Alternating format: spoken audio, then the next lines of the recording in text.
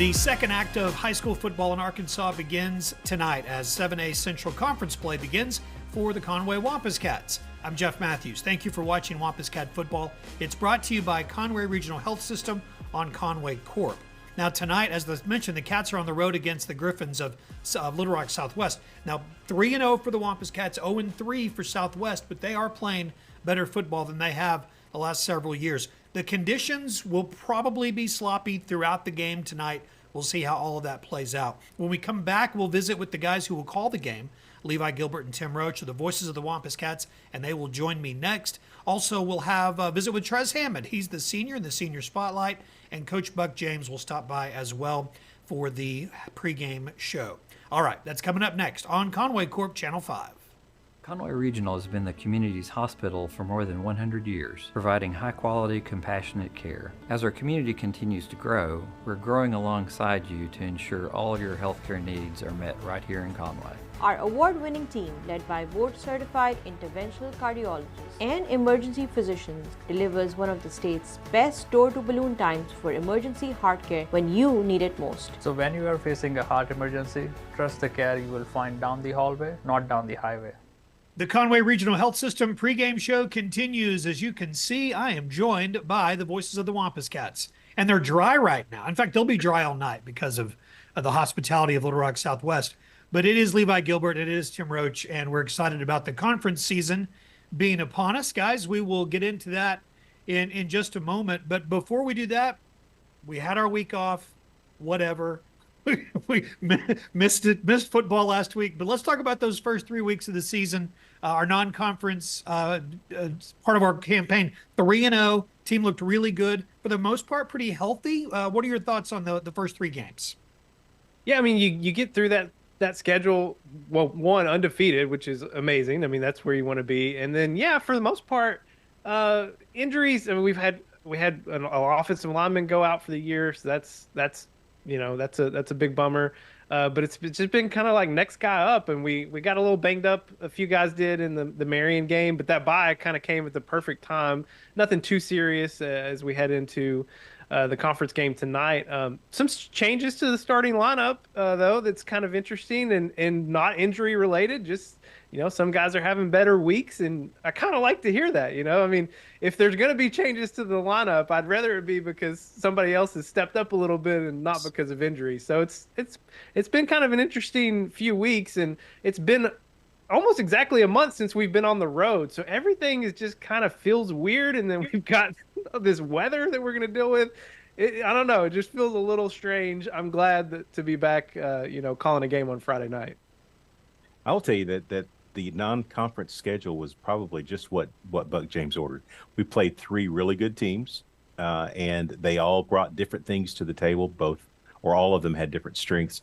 And I thought we played the different styles very well defensively, and I thought offensively we did things better than what I thought we would. When you saw the first game in Jonesboro, the first series or so, you're like, okay, well, it's going to take a little while, but then it didn't.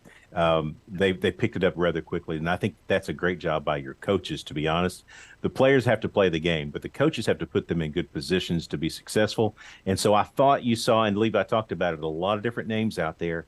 Those non-conference games built up a lot of talent behind what the known starters were. We figured out a few things, but we got some time for those reserves and some critical moments, and I think that's going to help us down the road.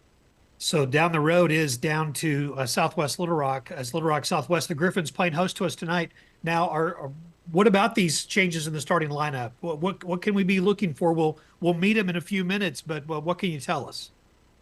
Yeah, so a few changes on the offensive line. Again, not injury related this week. So have a new starter at center and Navin Richardson, and then Kingston Jackson. I mean, we've seen all these guys on the field, so it's not like we're seeing them for the first time. But Kingston especially stands out because he's such a big guy. He wears number 77, big, tall, 6'6" guy. He's going to start tonight at right tackle. And then Blake Kortzmeyer is going to get a start at receiver. So, Blake's had a touchdown all the way back at Jonesboro. So, I mean, he's been playing well and has just kind of worked his way into it. And then defensively, we're going to see Justice Hills getting the start on the defensive line. But all those guys, I mean, the guy he's stepping in for, they're all going to play because they're going like 10 deep on the defensive line so far. Well, and, Well, and especially, Tim, go ahead. Well, I was going to say, against this team, this is an opportunity to really get some things done to really build the momentum for some of those reserves that are natural to us. So it's an opportunity to play against a very athletic team. So this is a good opportunity for all those guys. And that's where I was going to go too. You may see some changes on the starting lineup.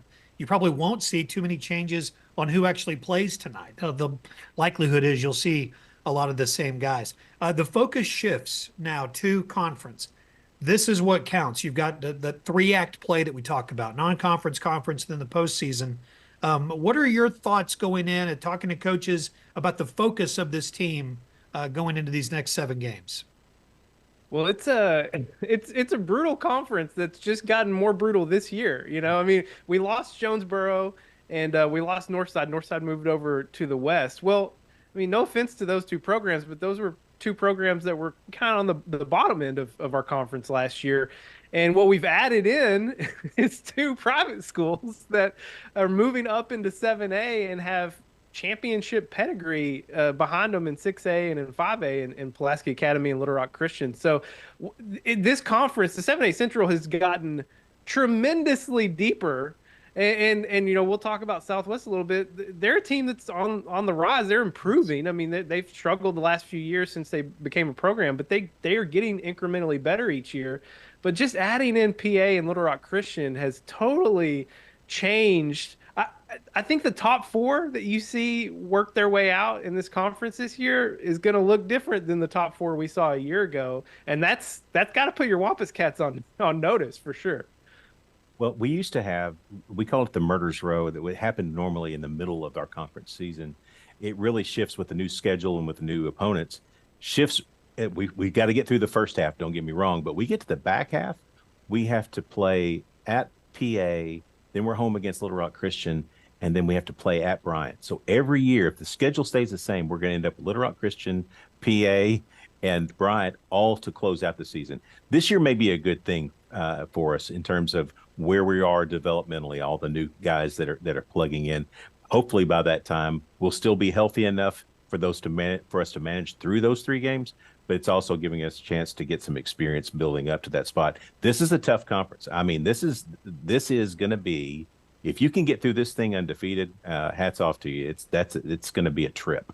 All right, so we talked about the conference. It's going to be difficult. Let's talk about tonight's opponent specifically. They have a new head coach, went on the road last week and scored some points, scored 28 against Fort Smith Southside. So what do we know about the Griffins? First off, hats off to Coach Chadwick Lewis. He's been so great working with him the last few weeks, trying to figure out how things are going to look tonight just for our broadcast. So thanks to him. They're very athletic across the board. They're not super disciplined. It kind of seems like they maybe don't always know where the ball's going defensively, but once they know, man, they get to it quickly. And in a night like tonight, where the elements are going to could be potentially very unusual, kind of is concerning because you just don't know in a game like that. And then offensively, they're still running a spread. They like to get quick passes out and kind of let their athletes operate in space. So going to have to tackle well, which again, in the conditions tonight, may not be ideal. Yeah, they have a guy. I'll highlight specifically Martin, number 33, and he's going to stand out pretty quickly. He plays on offense. He played against us in basketball last year and killed us at basketball. He's an inside guy. He's 6'4", probably pushing 300, and he plays in the slot, and he plays as a tight end. They run him out there, and he's got 3 touchdowns already on the year. And the last touchdown that I saw him get against Southside was a slant pattern from the slot to the end zone, and it wasn't even close. So this guy, almost 300 pounds. Yeah, running. He is completely. For me, I don't know what to do with this guy, and hopefully we figure that out. But you'll see him out wide, number 33, 6'4", 300. It's shades of Jaden Williams before he became our left tackle. All right, guys, thanks. We've got the senior spotlight coming up next. Trez Hammond will be in it, and you'll visit with him, and then Coach Buck James stops by as well as we continue on the Conway Regional Health System pregame show. Conway Regional has been the community's hospital for 100 years, providing high-quality, compassionate care. As our community continues to grow, we're growing alongside you to ensure all of your healthcare needs are met right here in Conway. When your family needs emergency care, you can trust our board-certified providers and exceptional team of nurses to provide you with the comprehensive care you deserve when you need it most. When you're facing an emergency, trust the care you'll find down the hallway, not down the highway. Conway Regional Health System pregame show continues here on Conway Corp. And join us now for the senior spotlight. We're back in the defensive backfield. It's senior corner Trez Hammond. And Trez, we always love to start our senior spotlights just hearing about your Conway football journey. Where did it all start here in Conway, and how did it lead up to today? Yes, sir. My mom, she always thought I was pretty fast growing up. So she started me off in flag football. And I lived in Oklahoma growing up, so I came here when I was like 7 or 8 years old. And the first thing she got me back into was flag football. And a youth football coach see me out there and said he wanted me in the pad. So Coach Dan actually coached the youth football team with me, Jacoby, Tice, and Noah. That's where I met all them guys at. So got a good connection with them. So I played football with that for like probably till I was 12. And then I moved to Stuttgart for the Rice Birds, played for 1 year down there. It was pretty cool. And then came back here for ninth grade, I believe. And that's where it all just started. I was playing running back most of the time. And then here I got up here, they switched me to corner, and that's where I've been at ever since.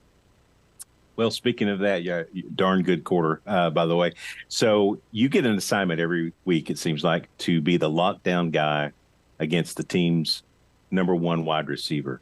So when you prepare every week, what's that like? Do you Yes, watch a lot of extra film? How do you prepare to lock down the #1 guy?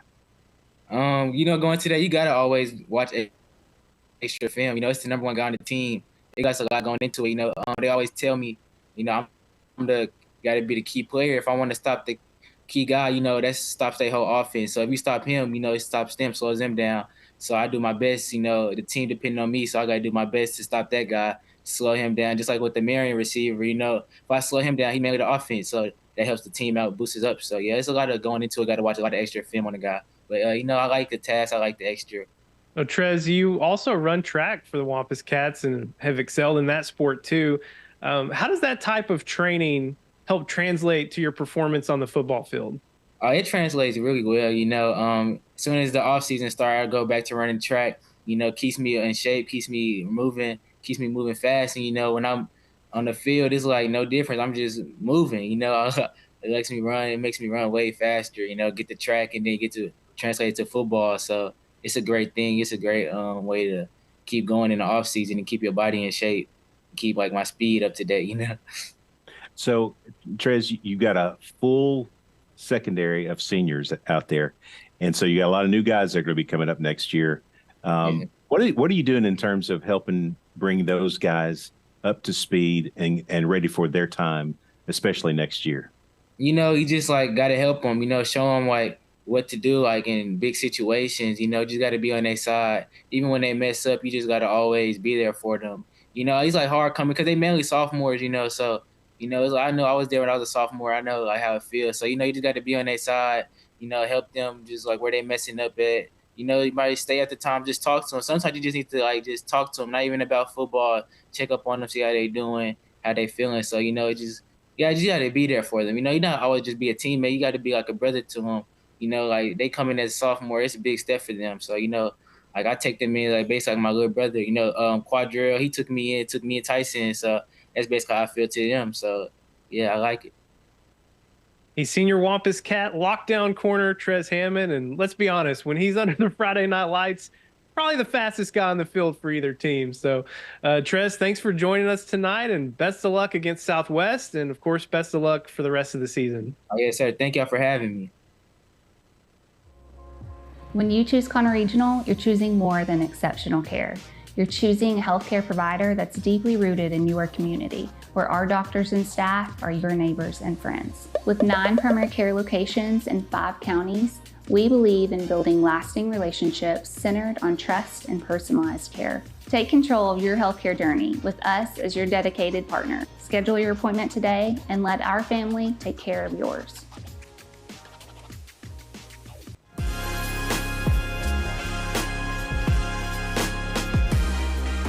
Coach, welcome back from the bye week. Your Wampus Cats finished non-conference undefeated, which I imagine is just one of your goals for the year. But what did you learn about your team through that non-conference schedule?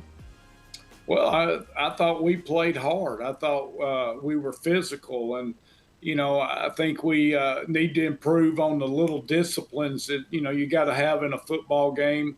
Way too many penalties, too many bad plays. But I thought our kids played extremely hard. I thought we caught the ball well. I thought we improved each week on defense. And, I think it was a timely manner for us to have a bye week. I thought we had a good practice week. We've turned around and practiced well this week. Now we've got to be able to prepare to be in a hurricane windstorm and a lot of rain. And, I don't know if you can prepare enough for that. We've been trying to catch wet balls and throw wet balls and do all that stuff, but we just don't know how we'll react to the weather. But I told the team yesterday we can't worry about weather. It's going to either be too hot or too cold or too wet or too windy. So we can't control any of those things. So hopefully we've got our mind right and we'll go play good football. Yeah, and we're going to talk about the Griffins here in a second, Coach. But so you're starting, as you said, you're starting conference play. Now that you've had a chance to see all of the conference, non-conference schedules and all the results from that, what's your opinion now on the 7A, specifically the Central? Any surprises in terms of the non-conference results? Well, not really. I mean, I think it seems to be really top heavy. I think you got about 5 or 6 teams that are really good, and you got 2 or 3 teams that are rebuilding and, revamping their program. And, they're trying to get going. But I think it's a very athletic conference. I think it's a very well-coached conference. I think that most guys played a pretty good schedule, played up a lot, played foreign opponents. And I think that our conference fared well overall, outside of our league. And, I think at the end of the year, we're going to have 5 or 6 teams that are going to be pretty good football teams. Yeah, first up in the conference schedule for you tonight is Little Rock Southwest. And I feel like we've been saying this the last few years, and it's true. The program keeps getting better, but it's also your first road trip in a month. So what's been the message to your team this week as you prepare for Southwest? Well, it's not so much about who we're preparing for, it's how we prepare ourselves. And, we've sort of really focused on us as much as anything. Defensively, these guys are a lot like what we saw last week in Marion. They stun a lot. They bring a lot of pressure. They play a lot of man defense, and, they're very athletic. And, we've got to be ready for that. If you remember old times when it was muddy and there was mud on the field when it rained, the team, had a bigger advantage that was more athletic and bigger. And, anything can happen in a rain type game or wind type game. And, we've got to go out there and have the little disciplines it takes to take care of the football, to stay within the rules and not have penalties, and then be able to hold our own in the kick game, because there's no telling what the ball does when you try to kick it or punt it or catch it or throw it. And so, there's all those things we try to focus on, but then again, we got to focus on what we do, and who our opponent is. It really doesn't matter as long as we know the scheme and everything they're doing. We really just need to go out there and play really good, sound football. He's Buck James, and his number 3 ranked Wampus Cats open 7A Central play tonight on the road at Little Rock Southwest, and it's going to be wet. It's going to be windy and rainy, all that good stuff. So second season beginning tonight on Conway Corp. And Coach, as always, we're excited to see what you guys do. Thanks for joining us. Hey, I appreciate you guys. As always, appreciate you guys. Thank you to Coach James and also to Trez Hammond for spending some time with us on the pregame show. All right, before we head to the stadium, let's take a look at the 7A Central report For the non-conference part of the year, we can see the standings here. Conway, Bryant, and Pulaski Academy, all 3-0, perfect through the non-conference. Little Rock Christian is 2-1. Cabot 1-2.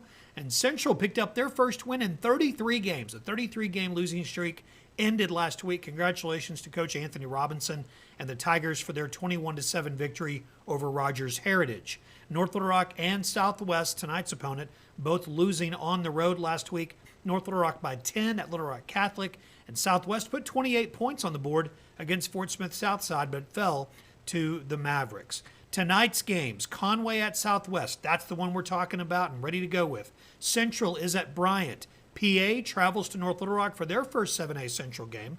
And probably the game of the week in our conference is Little Rock Christian at Cabot. Little Rock Christian, brand new team to the conference. Cabot, one of the perennial powers. Cabot's 1-2 and hosting this Warrior team. That will be a good one tonight. All right, when we come back, we will go to the stadium and join the guys. We'll have Tim's Three Things, and we'll have the starting lineup, and we'll have the kickoff from Little Rock Southwest. That's all coming up on Conway Corp.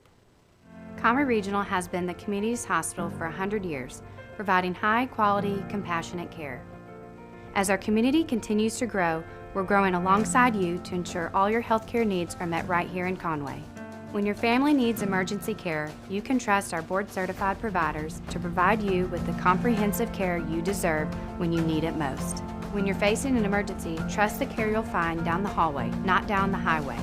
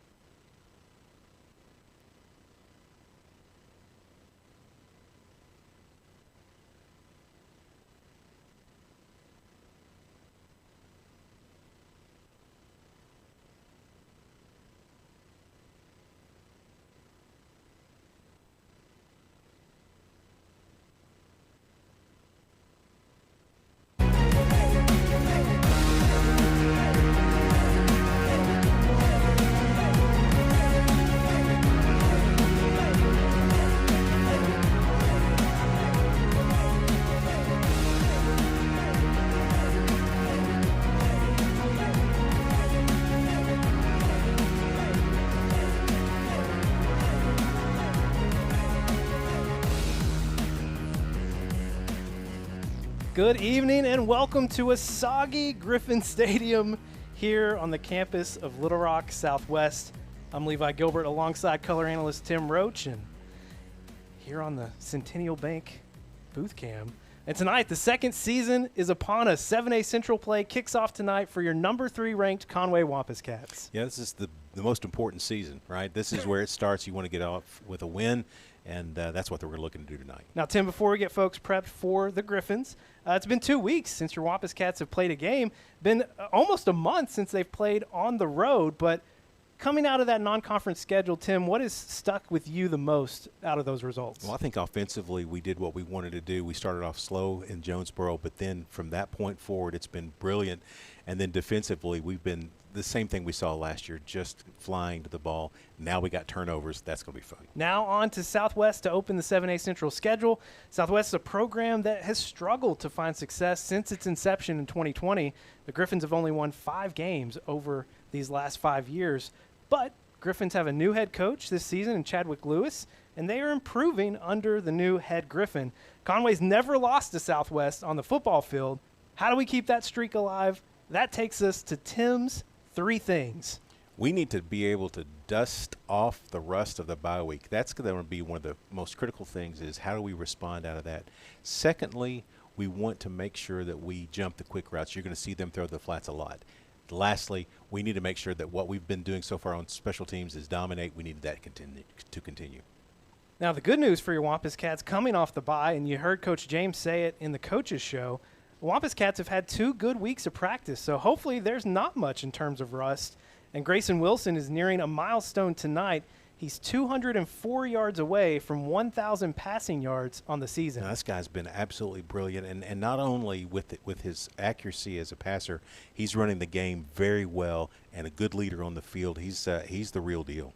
Now, Tim, you mentioned how Southwest offensively likes to get the ball out quickly to receivers in space. We saw Marion try to do that a few weeks ago, and Trez Hammond emphatically put an end to that, giving Conway its first defensive touchdown of the year.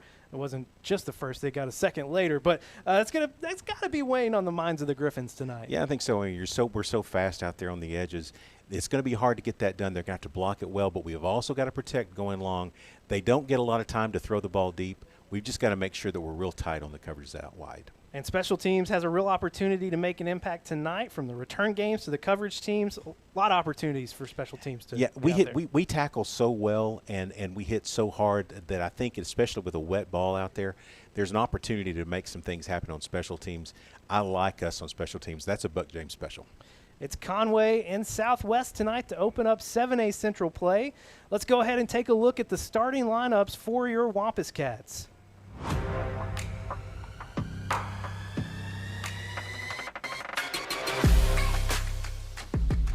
Griffin Sherrod, Julian Jones, Justice Hills, Joseph Washington, Trayvon Logan, JP Saxton, RJ Chapman,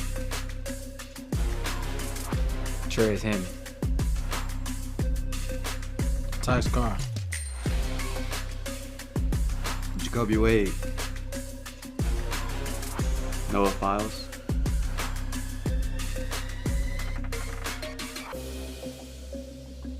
Guy Buchanan, Will Upton, Major Mahar,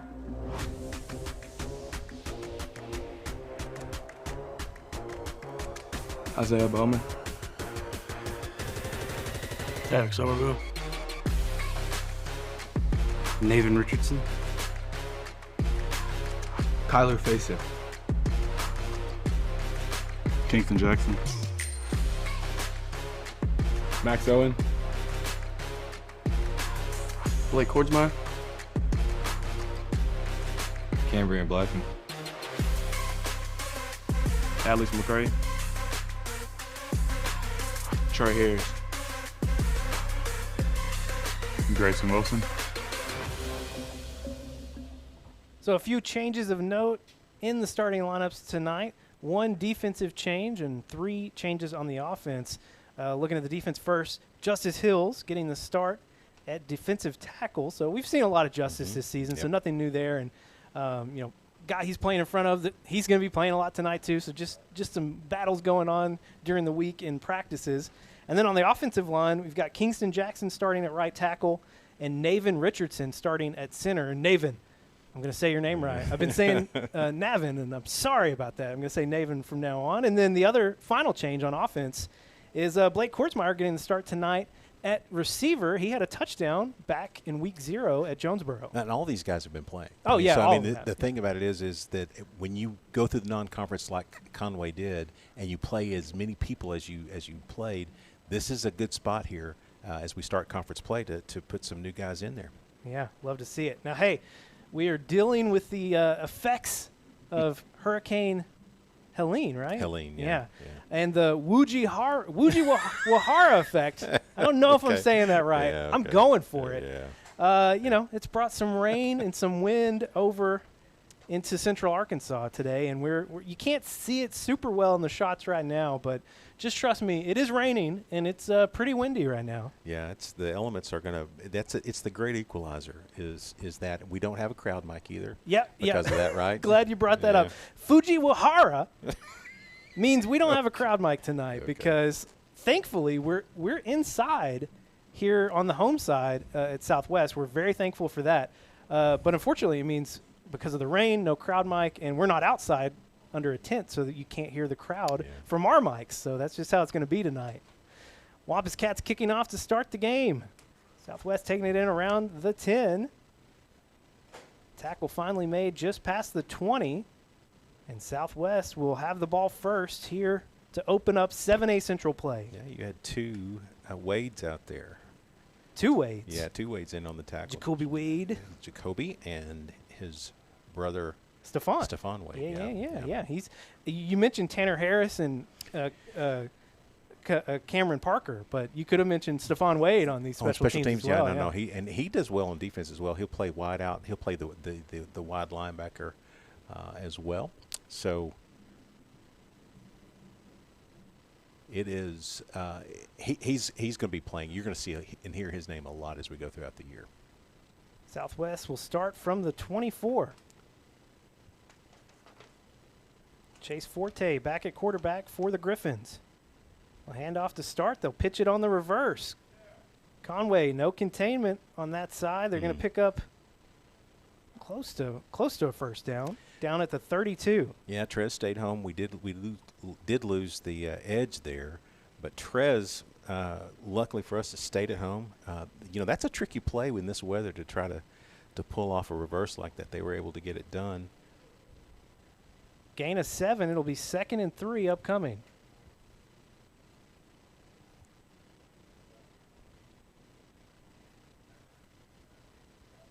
That's motion. Flag coming in, and that'll back up the Griffins. Yeah, we did flinch. We didn't come across, but the hesitation caused the offense to jump, and we gained 5 of that back. So that's nice. Yeah, we're not able to see where at our location where we are on the. That's going to be 2nd and what? Probably. It'll be 2nd and 8 now. 2nd and 8. Okay.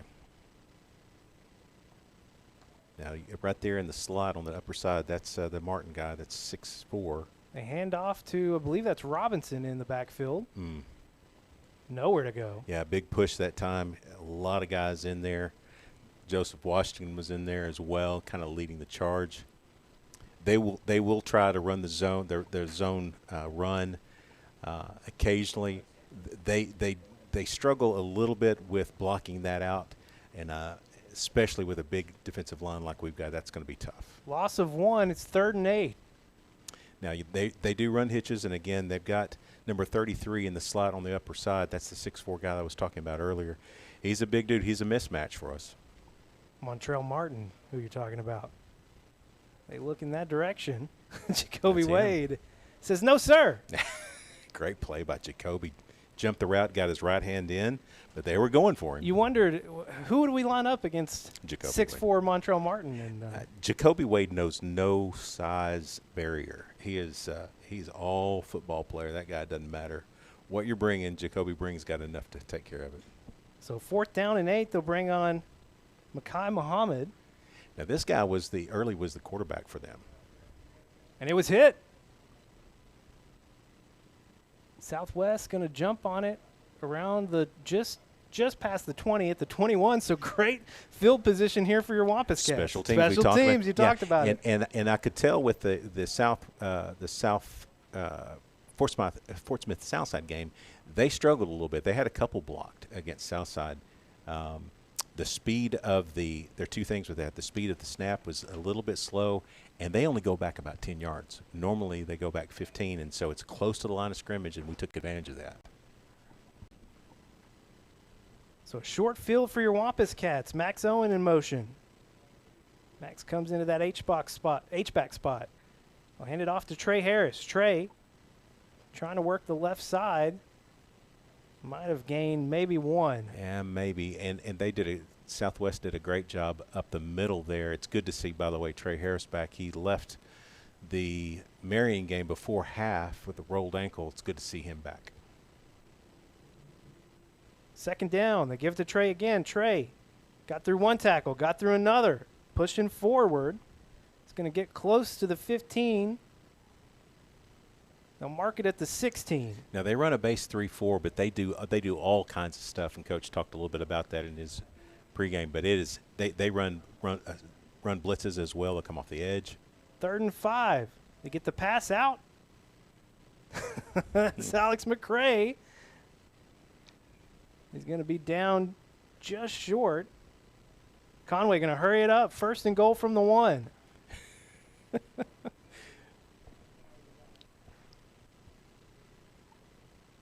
Grayson Wilson getting under center. Going to go to the left. not really having to do much pushing over there. No. because his guys up front were doing it for him. Touchdown, Wampus Cats. Grayson Wilson, his 4th rushing touchdown of the year. Yeah, that you cannot push from behind in high school ball, and Grayson did a great job of just finding the spot. He hesitated just a bit to get his spot, and with great blocking up front, it was over with. Brings on Will Upton for the extra point. Will, 18 for 20 on the year. Good snap, good hold. Kick is good. Conway quickly, 7-0, leading here, 9:07 to play in the first quarter. Back after this break on Conway Corp. The community of Conway continues to be committed to the Wampus Cats, just as Centennial is committed to our customers. Perseverance, commitment, and resilience are key ingredients for success, both on and off the field of play. Whether you are cheering on the Wampus Cats, starting a new business, or planning for the future, Centennial is here for all of life's moments. Let us be your partner. Centennial Bank, member FDIC. Well, the Wampus Cats take advantage of a Southwest penalty to force a 3-and-out, and then Conway blocks the punt, short field, quick score for Conway. That's a recipe for success. I mean, that's 3 minutes in, and we didn't start with the ball. We get the ball to start the second half. Great first 2 series by your offense and defense. We see Major Mahar set to have his second kickoff. Major wearing 22 right now.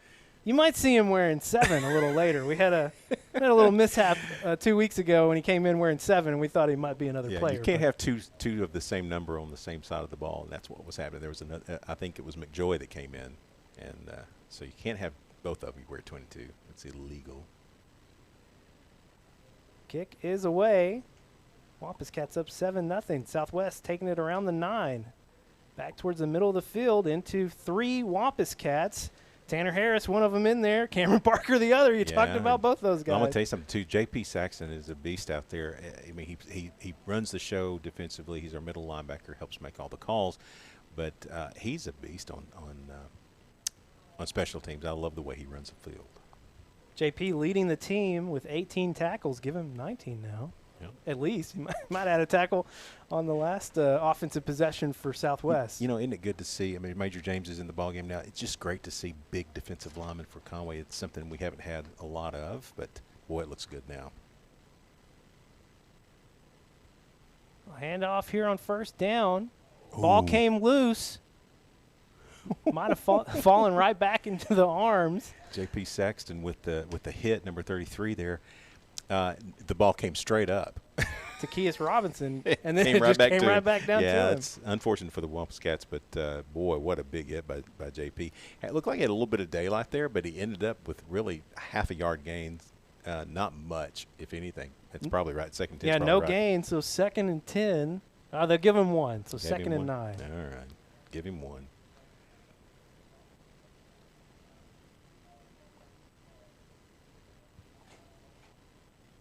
Felix Hines that came in motion. Forte rolling out, trying to escape the pressure. He's going to have to.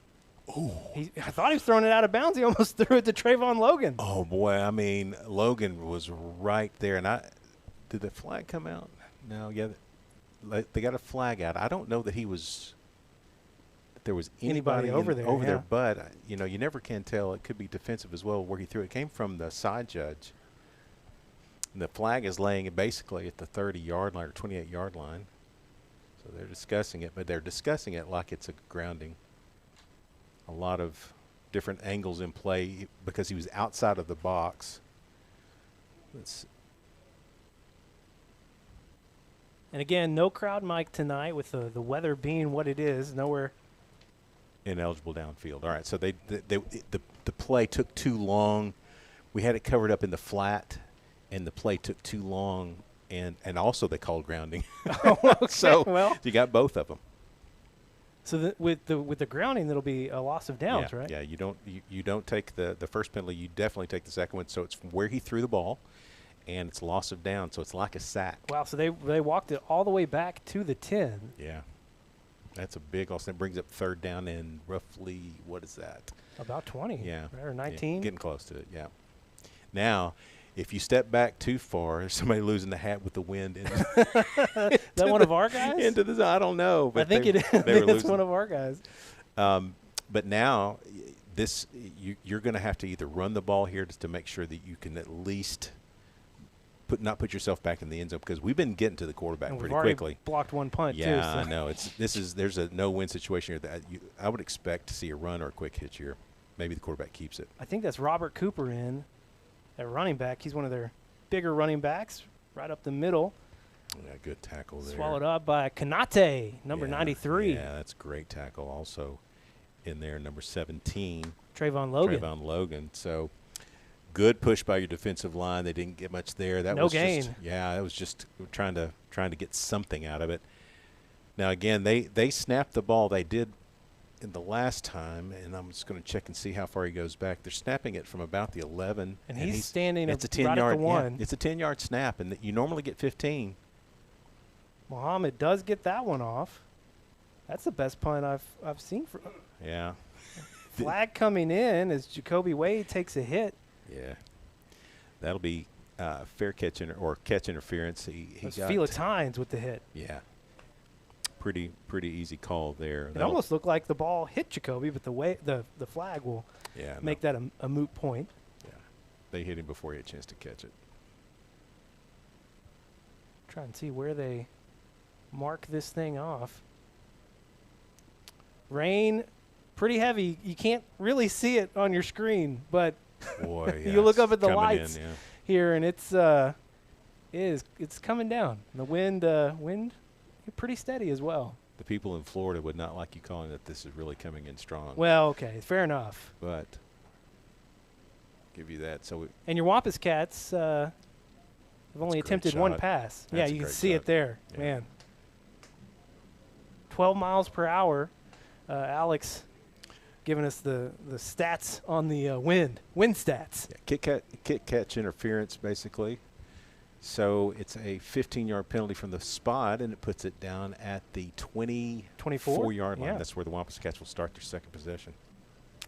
7:38 on the clock. Conway already up 7-0, and another short field. This one not quite as short as the last time, but still there. Grayson Wilson looking to pass.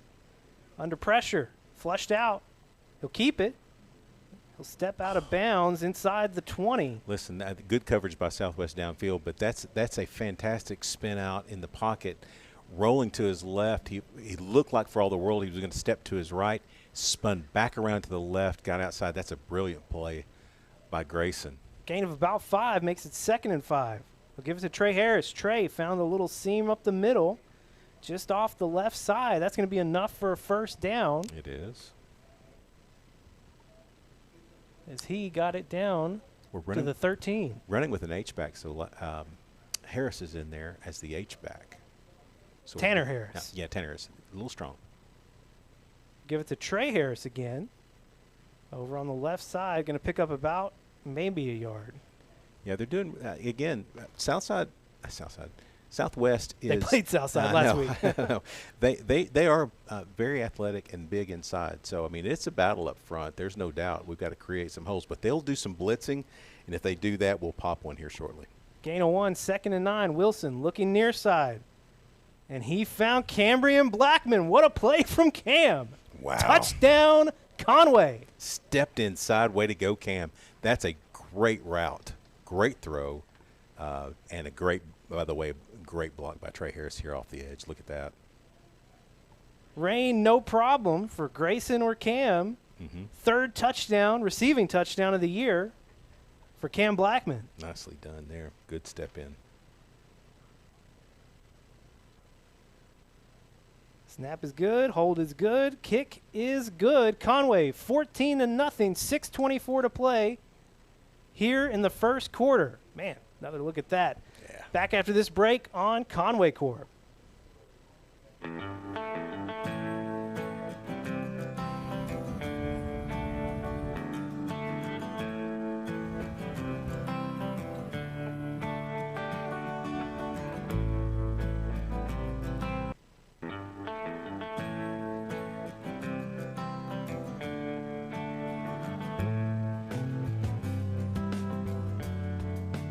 Thank you for your business. Back live here at Griffins Stadium.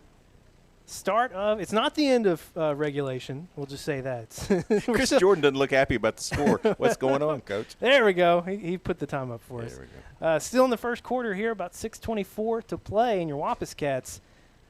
2 defensive stops, 2 short fields, one with a block punt and one with a penalty. And the offense just taking care of business, 14-0 here for Conway. Oh, who got hands on that? Cameron Parker trying to chase him down. But it was number 43, Trey Dietz, who made first contact and slowed him down. Yeah, and then you got Logan in there as well. But I'll tell you, carry the ball like that in this weather, you're asking for trouble. Like a loaf of bread. Yeah, you're asking for trouble. That could come out at any given point. But great job there by Logan, number 17, riding him out of bounds. Well, I wondered how the rain would impact the passing game. So far, Grayson Wilson 2 for 2, 27 yards in the touchdown to Cam Blackman. Not bad. It's not, and we've had short fields. I mean, the yardage can be a little bit deceiving here because we've had short fields in both angles. This drive will start from the 25 for Southwest. Forte, quick pass out on the far side. Those Wampus Cats trying to pull that ball out.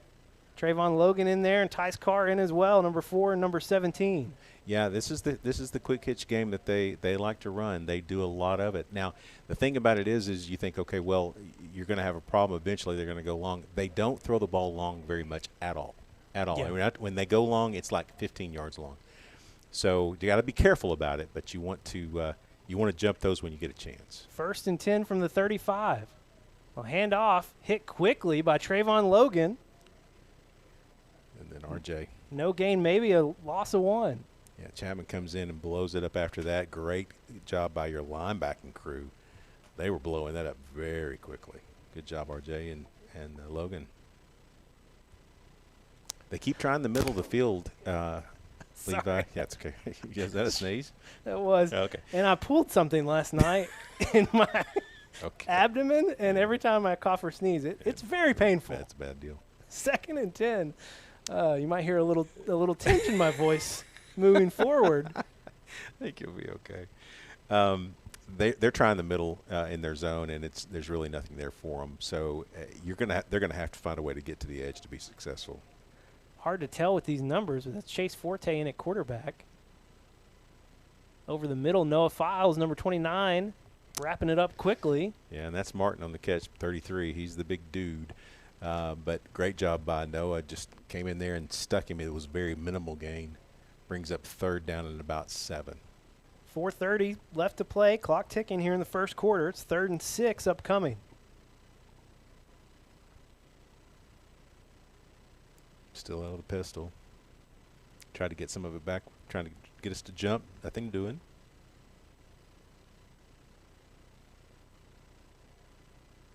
Got to expect a rollout here and something in the flat. Southwest 0 for 2 so far on 3rd down. Forte gets it out pretty quick. 0 for 3 on 3rd down. Yeah, Tice Carr had that covered up completely. If he throws it on target, by the way, that's going to be a pick.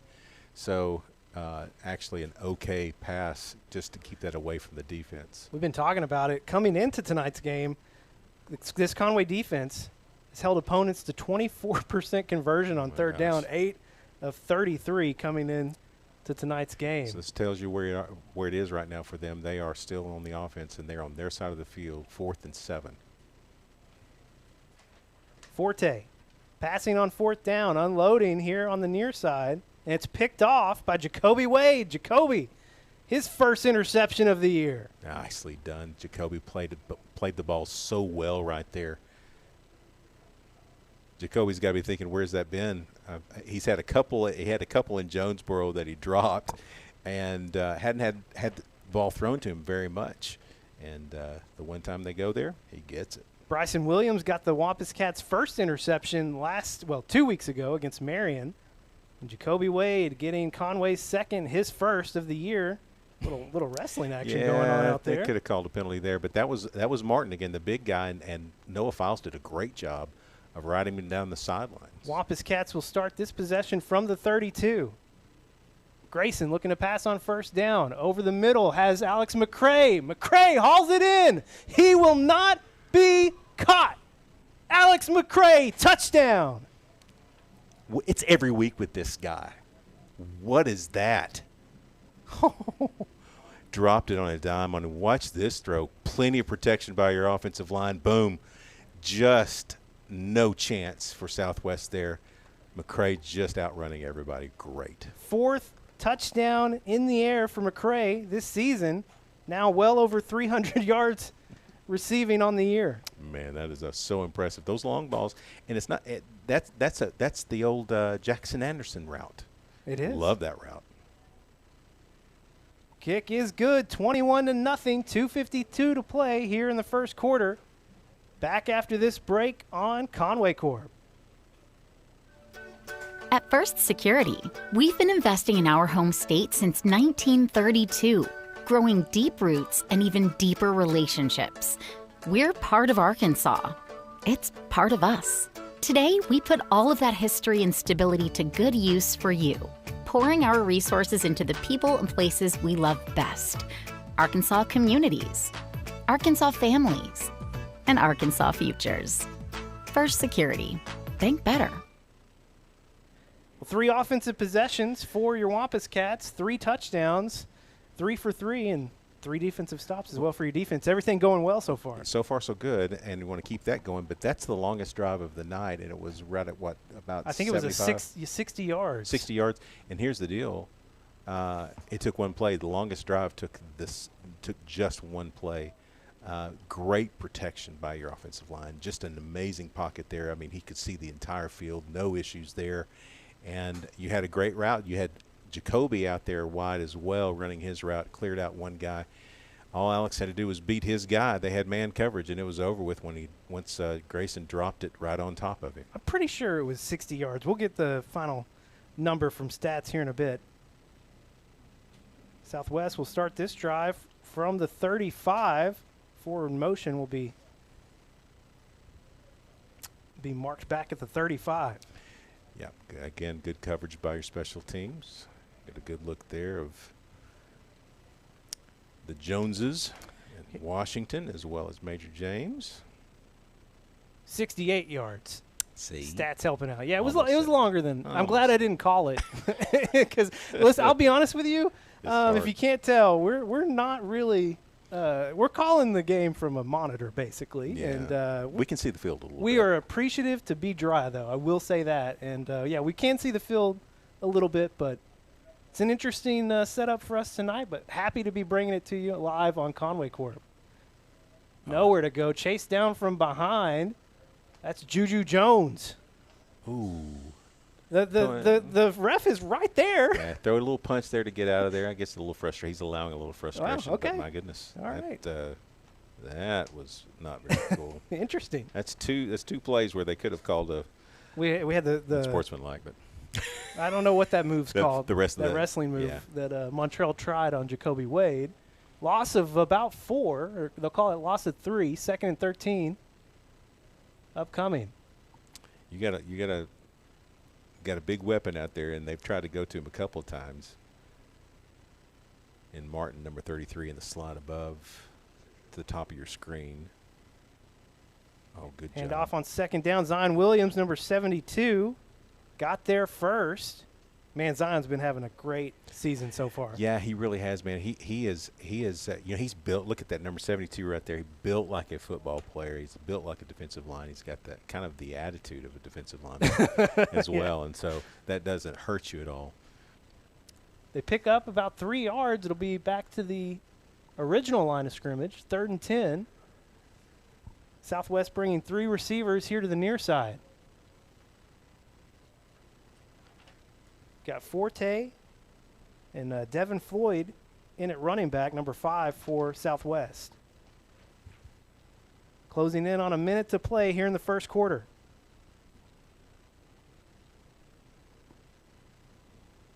Forte looking to pass. Over the middle of the field, big hit coming from Jacoby Wade. It's incomplete. And Conway holding on 3rd down again.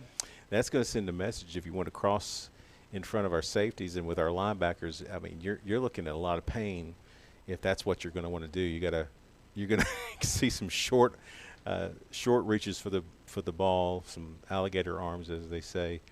That's a tough catch, and he paid for the price for not even catching it. Some other scores around the league. Bryant's up 21-0 on Central.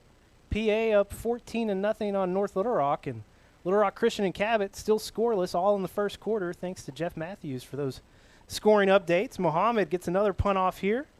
Jacoby Wade gets the ball, loses control of it with the hit, but Conway jumps back on it. Great job there by saving grace by, there you go, Yeah, RJ. RJ Chapman, number 9, picking it up, and Conway will have possession here at the 34. That was a tough catch. He caught it right at his shoe tops, and he got hit right as he got the ball. Listen, we've talked about this a lot. He's not going to fair catch much over the years. That is the job I would want least. Yeah. On the best of conditions, I would not want that job.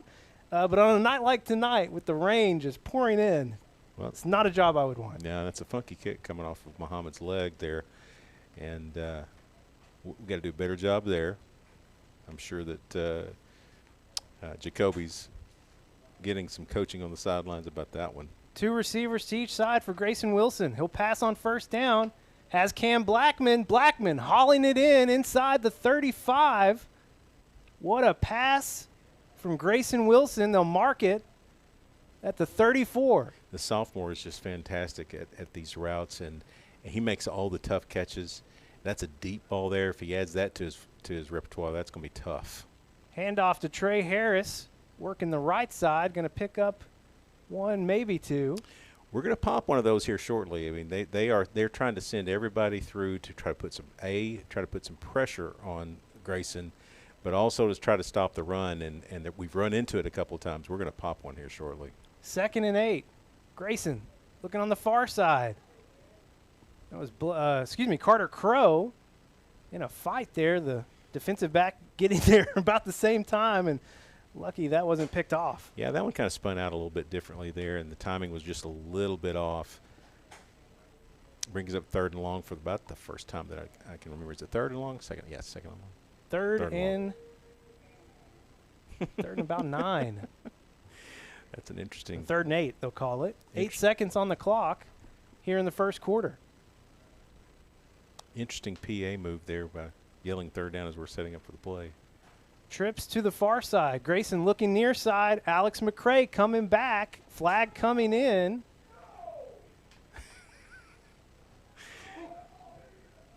I don't know if that's coming over our microphones here, but the Southwest coach is next door, right next to us. So not happy. So 3rd and 8 instead. It's going to be 1st and 10. Yeah, he ran up. I mean, I get that the ball hit him in the back, but it's because he was he was knocking our guy down. But be that as it may, it's a penalty. You can't do that in organized football. Bryant up 28-0 in their game with Central. Cabot scores first. They're up 3-0 over Little Rock Christian, and PA is up 21-0. 3 seconds to play here in the first quarter. Set up a little screen out to Trey Harris. Trey makes one move, gets tackled from behind, but he's down inside the 5, and that's where we'll pick it up in the second quarter, as that's going to do it here for the first. Your Wampus Cats. What are we waiting on here? I'm not sure. I thought the clock was out. Yeah, they're moving to the ball now. All right. Yeah. 3 offensive possession. Well, technically 4. We're still in our 4th here, but 3 scores for your Wampus Cats offense here in the first quarter. And they've built a 21-0 lead. We've had a block punt. Lots of action happening here in the first. We'll have the second quarter coming up next on Conway Corp.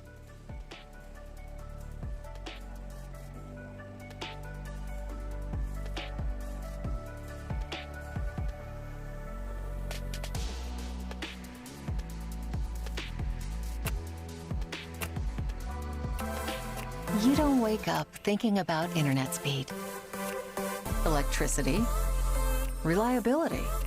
Your mind isn't on advanced treatment facilities or customizable systems. You don't have to think about any of these things because we do. Conway Corp, always on. Education is all about vision. It requires commitment, investment. So we pour ourselves into Conway students and teachers, schools, and scholarships. A brighter future? Now that's powerful. Conway Corp. Always on.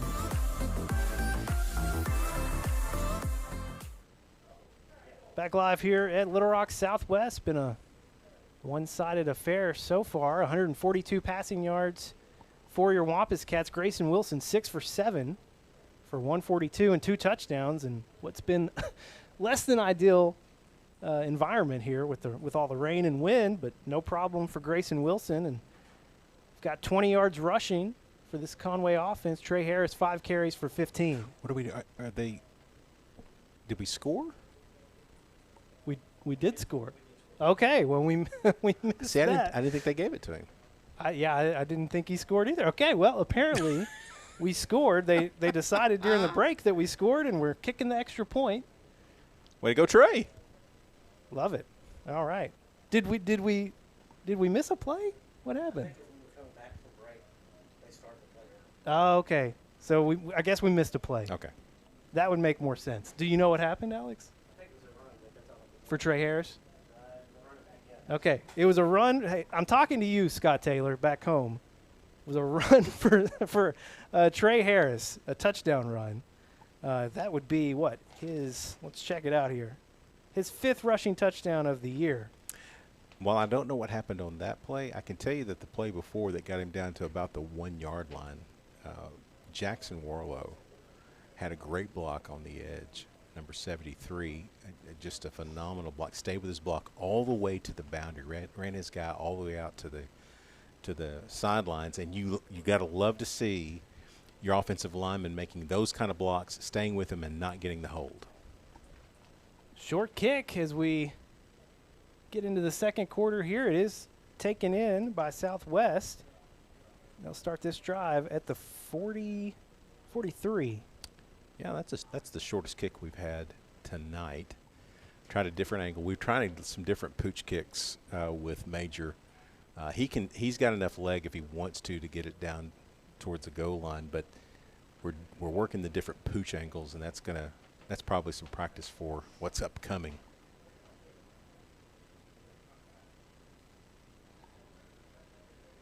All right, so pretty decent field position here for the Griffins. Forte will hand it off on first down. I don't know who got there first. Yeah, I didn't. Whit Williams is in there. Yeah, he popped the seam pretty quick there, and got into the next level. That's what their best gain of the night for a gain of 6.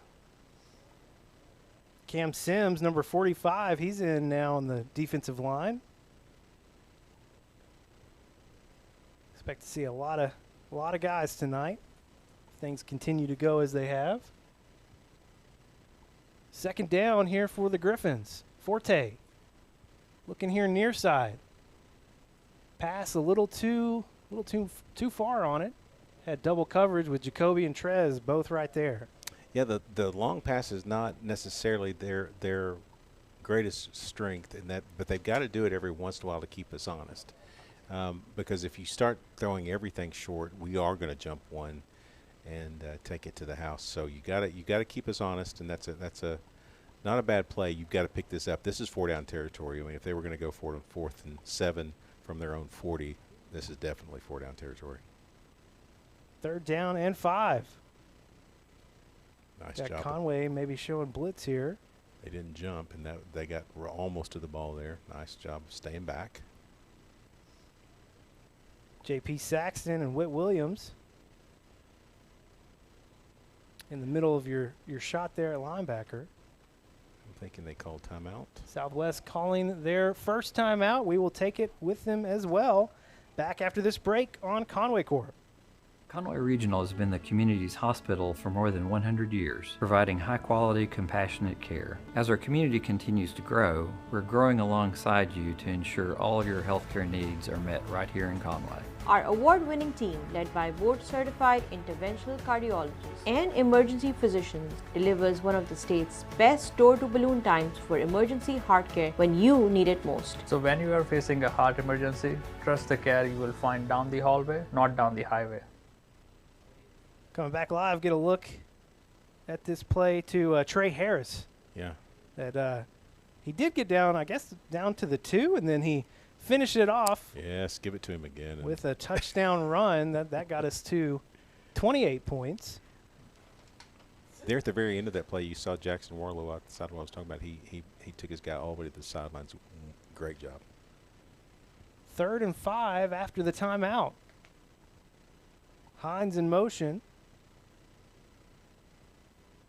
Forte looking here on the near side, looking for Hines. He's got him. Huge hit from Jacoby Wade, knocked the ball loose. Yeah. Now, we got one official saying no catch, and they're talking about it as no catch. Yeah, he didn't complete the catch. That was some lumber there. Now, that they got behind us a little bit here, but watch Jacoby make it up. Yeah. Wow. That is a solid stroke by Jacoby Wade. He introduced himself there. I'm Jacoby Wade. That is the most Jacoby Wade hits I've ever seen. No one will remember the fumble earlier because that. Fourth down, they'll keep the offense on the field again. You have JP threatening to blitz off the edge here. He shoots the gap inside. Forte throwing one up. Southwest wanting a flag. I think he was out of bounds. He was. Good coverage downfield. He ran out of bounds.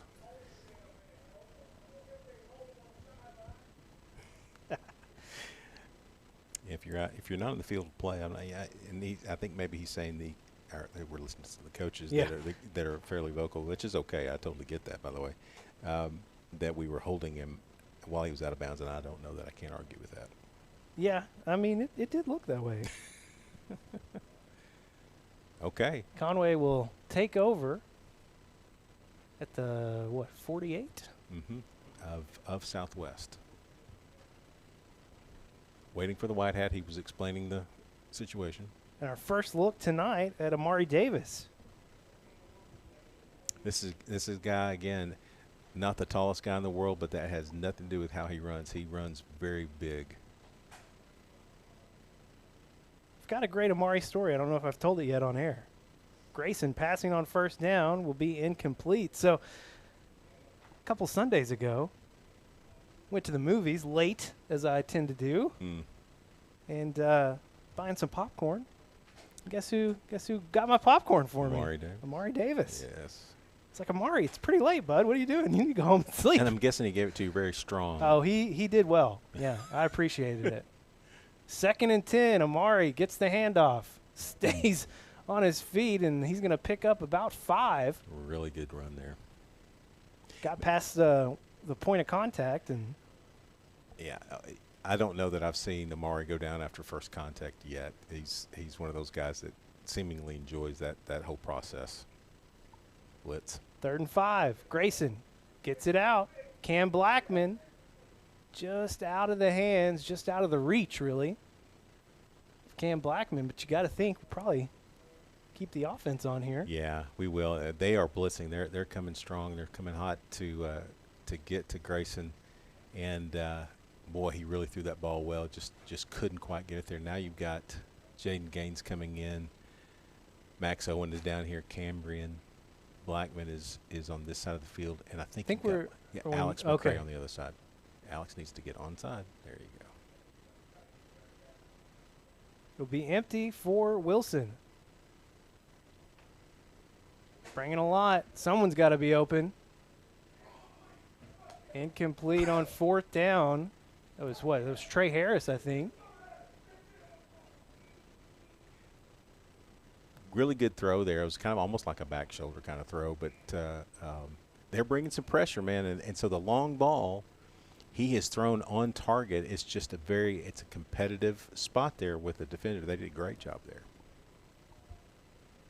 Well, so Southwest will take over at the 43. Yeah, first time tonight. The Wampus Cats do not score.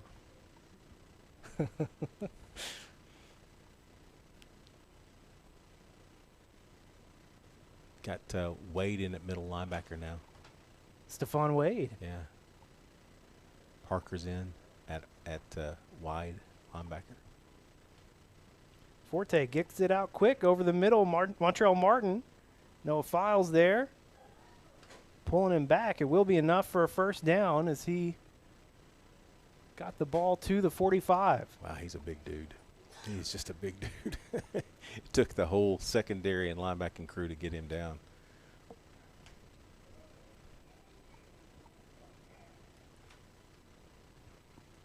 So 1st and 10 from the 45.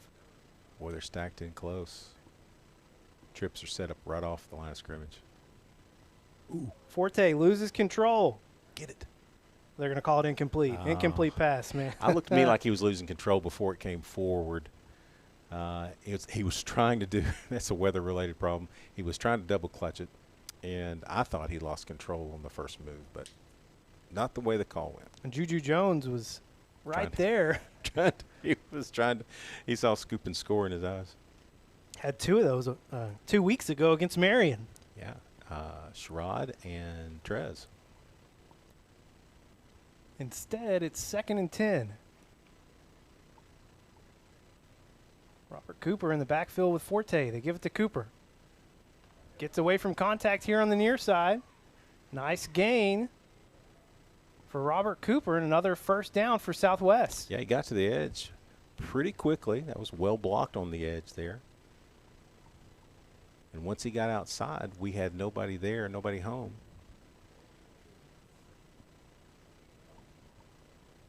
Really good pickup there. Got it all the way down to the 25. Yeah, that's the best gain of the night for Southwest. Now, defense is going to be challenged here. They're almost inside the red zone. Takias Robinson in the backfield. Martin lined up kind of at a fullback spot. Zion Williams made first contact, and he'll chase him down behind the line. Loss of about 1. Nice job. Defensive change now. Big line change, basically. But Got great job. Major James, Kanate, MJ Jones, and Griffin Sherrod in now on the defensive line. And that's the thing about Conway. For the first time in a long time, really, you do a complete line change. You don't lose anything. You may gain a couple in spots. Just big guys for big guys. We'll say it got back to the line, so 2nd and 10. He lost 1. That's how I feel about it. Yeah, he did. He lost. The markers got him. He lost 1, but you don't know. Forte. Across the middle. Southwest escaping from the first line of Wampus Cats, and it's going to be another first down, this time down to the 11. Yeah, good catch in the middle of the zone there. And made a good run after catch. Fairly fortunate to get him down there. Now you got to really stiffen up.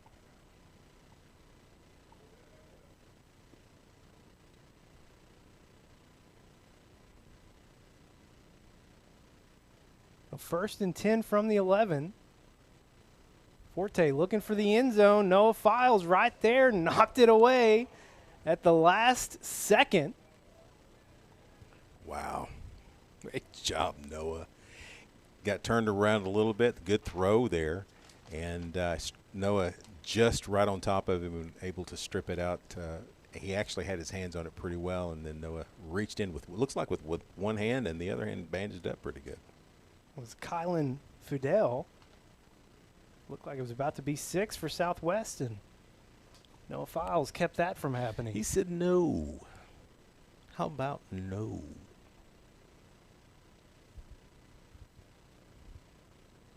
like early motion on the offensive line, and the flag does come in. Good call. The rain is even heavier right now. Goodness. Man, that's finally rolling in. You know, the Conway crowd really showed up well in the elements there. Cheerleaders out there doing their thing. We got some people at home watching. I know I've talked to a couple of guys today or yesterday at Axiom. Randy Kordsmeyer, Joe Harrison, they always watch every week. They've also got some comments they'd like to make about the broadcast, and I take those and throw them in the circular file. Well, okay. Yeah. I mean, that's what you got to do sometimes. You have the right to do that. So 2nd and 15.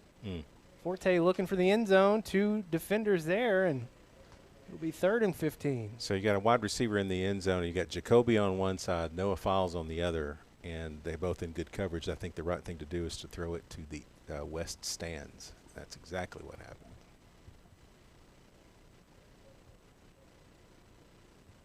All right, this brings up 3rd and 15.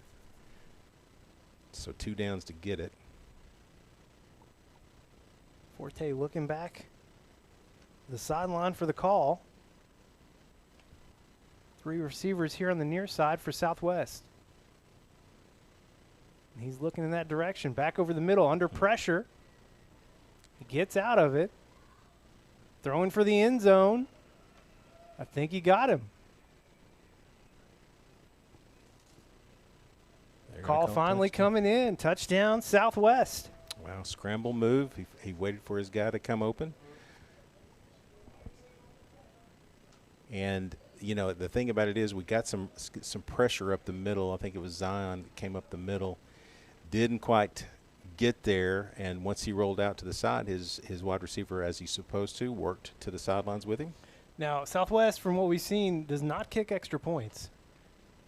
Yeah, I'm not sure they have a kicker that does that, so they are always going for 2. Forte got the ball and touched the ground briefly. Looking for the end zone. He's got Martin. And they convert on the 2-point attempt, 28-8.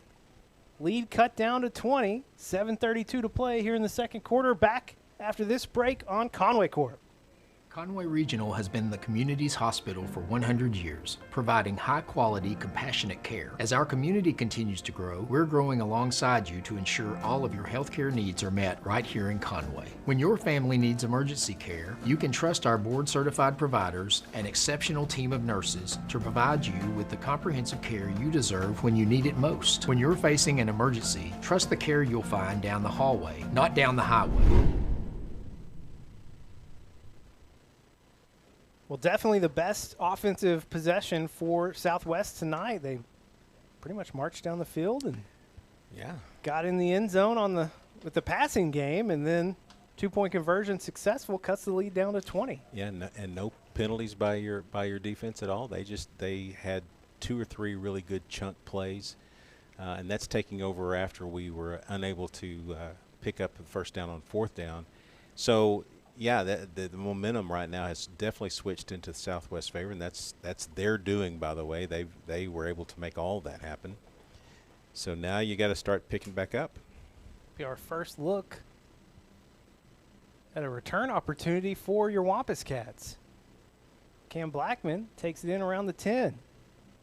Hit hard just past the 20, and that is where your Wampus Cats will start their next possession.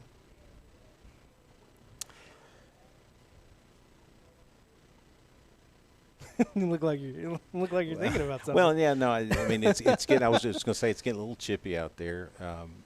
Southwest is starting to feel a little bit better about things. Yeah, I mean they got to be feeling really good right now. Yeah. The wind seems to be a little less intense right now. Yeah, rain's still falling though. We'll start with Alex McCrae here on the near side. 4 receivers out on the far side. They will bring Trey Harris into the backfield in motion. Hand off to Trey. Escapes 1 Griffin. And he's going to get past the 25. Looked like it was going to be a real short gain, and Trey Harris turned it into a little more. Yeah, they made contact because they're running they're running a run blitz, and they got contact right at the line of scrimmage, but Trey was strong enough to spin out of it.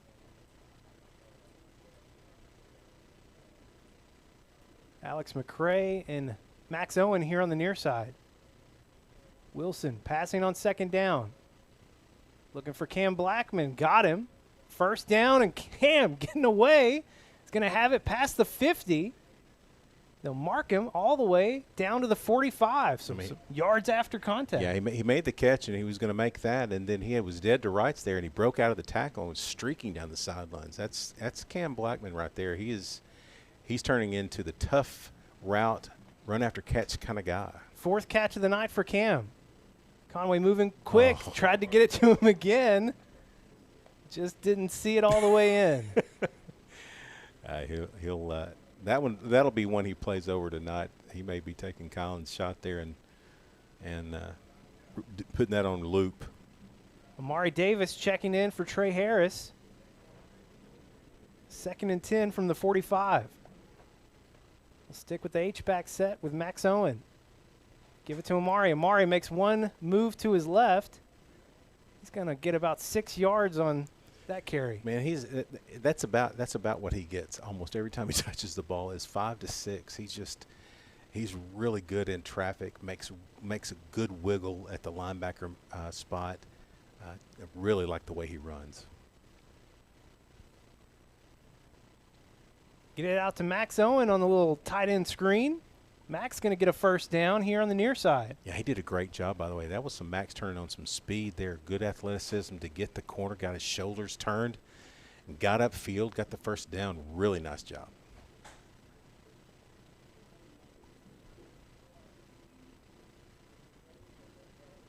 Got the ball all the way down to the 30. Grayson passing again, out to Cam Blackman. Oh, boy. A little bit behind him. Couldn't quite get the hands there in time. Yeah, there. Cam's coming out now. He's acting like he's got a jammed finger there, or he's taking his gloves off. That's what it is. He's just tired of those gloves.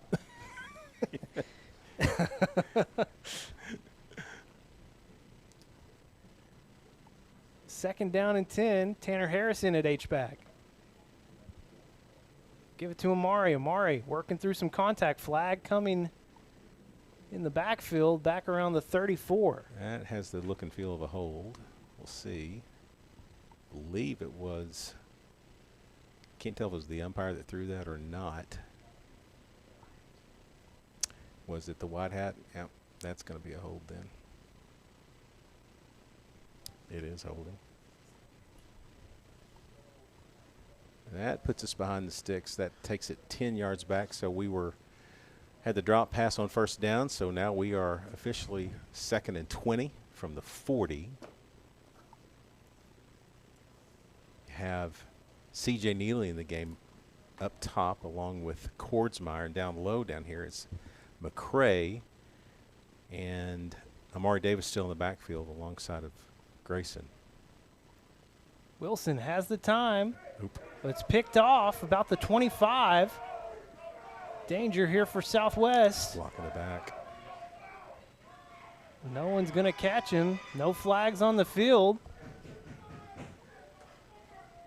And Southwest making things interesting here in the second quarter. Yeah. It looked like a runaway, and all of a sudden the game just got interesting.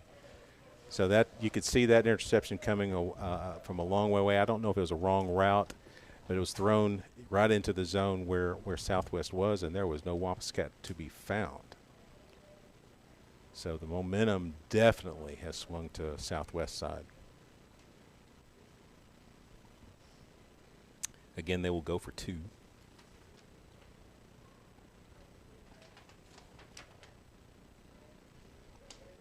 Last time they went to their big guy, number 33, Martin.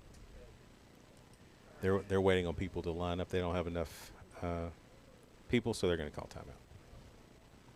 Well, they got the flag instead. Looks like. Did they get the delay of game, Alex?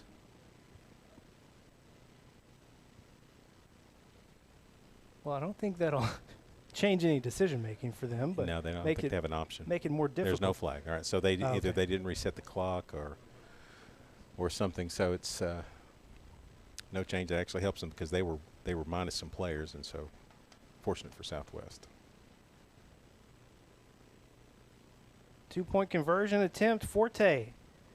It's going to be picked off by Noah Files, but conversion fails. 28-14, two-score game here at Little Rock Southwest. Back in 30 after this break on Conway Corp.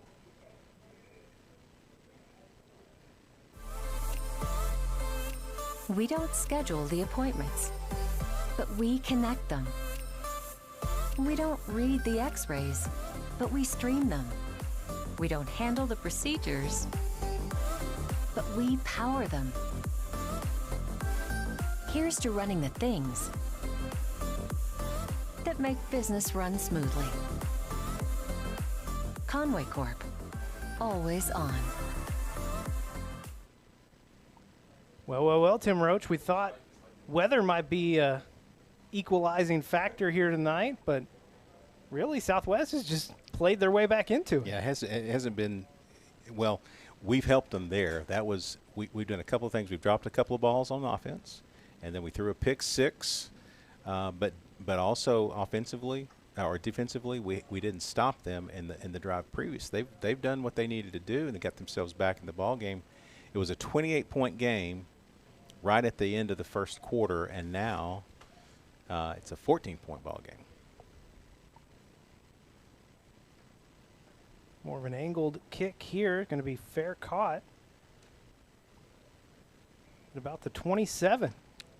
Elijah Collum. Yeah, Elijah. Good catch. Bad weather. That's a good catch. All right, so now we need to talk about regrouping. And Yes. I'm surprised that we're having to talk about that, but we do need to. And I'll guarantee you there's some coaching going on the sidelines. I mean, defensively and offensively, we've let Southwest back in the ball game on both sides of the ball, and they've got to start getting it done. C.J. Neely coming all the way across. Jaden Gaines here on the near side as well. It'll be a handoff to Trey Harris. Trey getting around the right edge. Moving north. Nice first down run for Trey Harris. Yeah, good block on the edge out there as well. That was Warlow. Good hard run by Trey.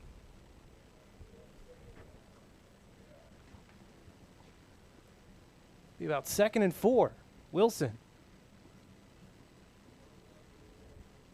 Connected with Alex McCray out on the far side. More than enough for a first down. Yeah, good route that time on the boundary by McCray. I have an injured Griffin back near the 30. Whitehead going to call a timeout on the field. We'll go ahead and take one as well. We'll be back after we check out this injury. You're watching Conway Wampus Cat football on Conway Corp. When you choose Conner Regional, you're choosing more than exceptional care. You're choosing a healthcare provider that's deeply rooted in your community, where our doctors and staff are your neighbors and friends. With 9 primary care locations in 5 counties, we believe in building lasting relationships centered on trust and personalized care. Take control of your healthcare journey with us as your dedicated partner. Schedule your appointment today and let our family take care of yours.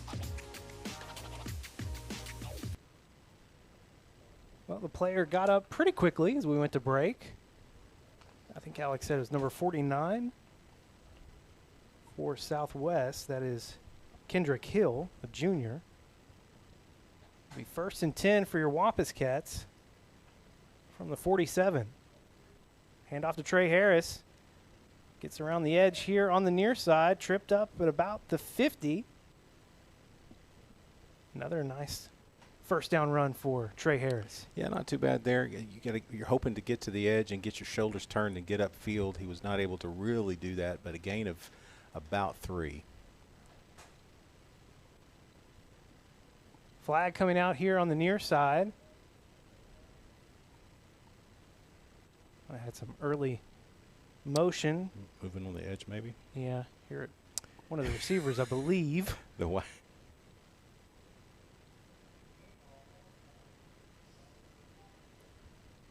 Well, that puts us behind the sticks. Yeah, I didn't see who it was, but it was. It had to be somebody on the edge out there. I don't want to name any names, so I won't. But he did come out.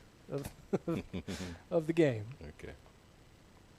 All right, offenses. Now you're behind the 8 ball again. Got to recover. 2nd and 12. The Griffins showing blitz. Hand off to Trey Harris. Trey gets around the right edge and breaks another tackle.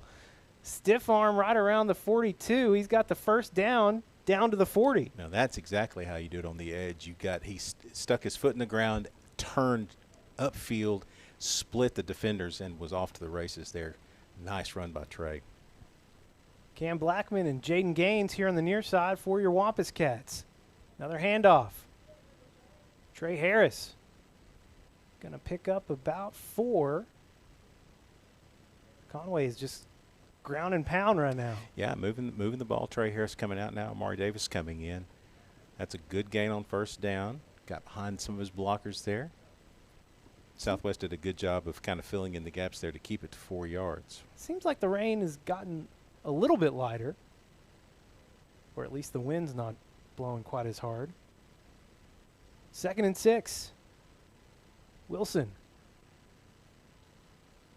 gonna just keep it, not throwing it up there. Stood up a little bit, taking some hard hits here on the near side, and Southwest getting pumped up. Yeah, he was in a vulnerable position there, and they came flying at him pretty high.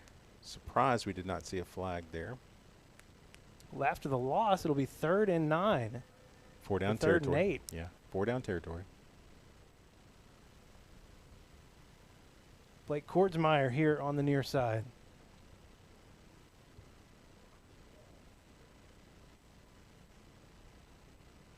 You got McCray, Cam Blackman, and Max Owen split out on the far side.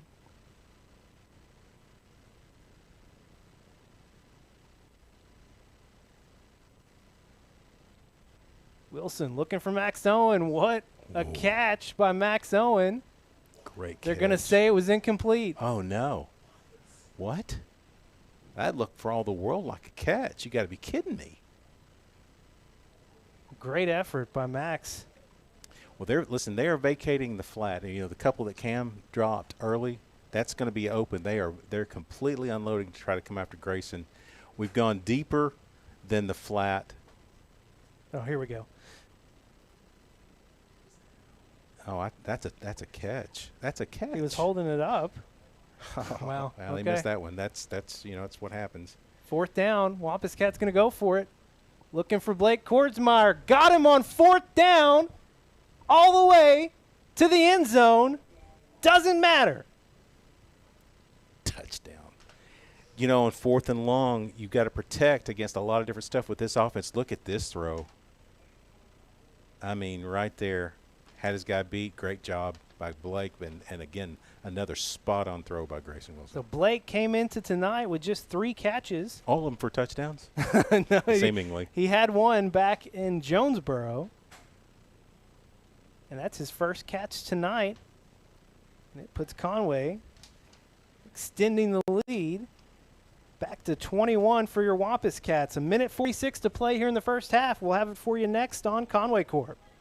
The community of Conway continues to be committed to the Wampus Cats, just as Centennial is committed to our customers. Perseverance, commitment, and resilience are key ingredients for success, both on and off the field of play. Whether you are cheering on the Wampus Cats, starting a new business, or planning for the future, Centennial is here for all of life's moments.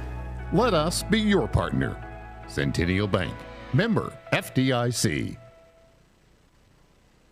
Back live here at Southwest, so Conway feeling a little better after getting some more points on the board. Yeah, I love the throw, and I mean, going forward on 4th and 8. I get the feeling you're not feeling. Yeah, much no, I'm not. I mean, because I don't like the drop passes and or the passes that were called incomplete. They're called incomplete. Yeah, didn't seem there. Yeah, right. Okay. So I love the pass, and we take the score. Absolutely, I'm not knocking that at all. But I liked what we were doing to get to that point, but we bogged down, and so. It was a 39-yard pass from Grayson Wilson to Blake Kordsmeyer. Blake's second touchdown of the year. Grayson up to 232 yards now tonight, so he has passed the 1,000-yard mark on the year. Southwest on the return. And it's going to go all the way down to the 30. Yeah, and again, I don't know if there's a flag out there or not. I don't see one, but they got away with one again there, and I'm okay for letting them play. I mean, I'm all about that piece. But so they start at the 30. A minute 36 to play here in the first half. Momentum has swung back to us, but this is a team right now that's feeling pretty confident offensively, and so you're going to have to step up your game. And they've gone a little bit long. They've gone in the middle of the zone, and they've gone a little bit long wide. So you got to be careful here. Trayvon Logan playing some safety right now for your Wampus Cats. Oh, first time I've seen him way back there. Nobody open. Great coverage by your defensive guys in the back in the secondary. Jacoby Wade, an interception tonight, had a huge hit. Was that still here in the second quarter? I think it was in the second. It's felt like a while now. Yes, it was in the second quarter. It was. So if you're Little Rock Southwest, Conway has all 3 of their timeouts. What you don't want to do is run this thing quickly and turn the ball over to Conway with a minute or so left in the half. That would be a bad thing. Second and 10. Oh my gosh. Oh no, Files got a hand on it. Give some credit to your secondary because they are making it difficult for Forte, and then your defensive line is causing some pressure as well. Well, this is a case where you know that they're going to probably try to go a little bit longer than usual, and so we were playing our normal secondary, and that's not their forte, and no pun intended, to throw it deep. So they're kind of going into our wheelhouse there, and they're getting some time because, quite frankly, it looks like they're grabbing a lot of jerseys. Sherrod's having a tough time getting free. Minute 21 on the clock. Martin will be in the slot here on the near side. 3rd and 10. Forte unloading. Had 2 purple jerseys in the vicinity and 3 white and blue jerseys. Yeah, just kind of throwing it out up there, hoping to get somebody to catch. Now they've done exactly what I thought they probably shouldn't do. They didn't run much time off. They ran about 18 seconds off total on those 3 plays. Wow. And now Conway's got the ball, going to get the ball with about a minute, a little bit more than a minute left, and 3 timeouts. And we'll also get the ball to start the second half. 2 for 1 here. You're right. Great call. Oh, they're going to, they got Muhammad back. Again, 10 yards. We may be coming here.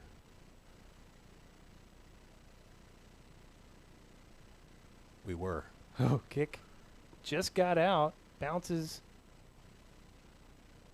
close to the 50. Comes back a little bit. Takes a Conway hop, and it'll be spotted at the 48. That's where Conway will start. Like you said, more than a minute to play and all 3 timeouts. I mean, if the Conway offense is clicking, this is danger zone for Southwest.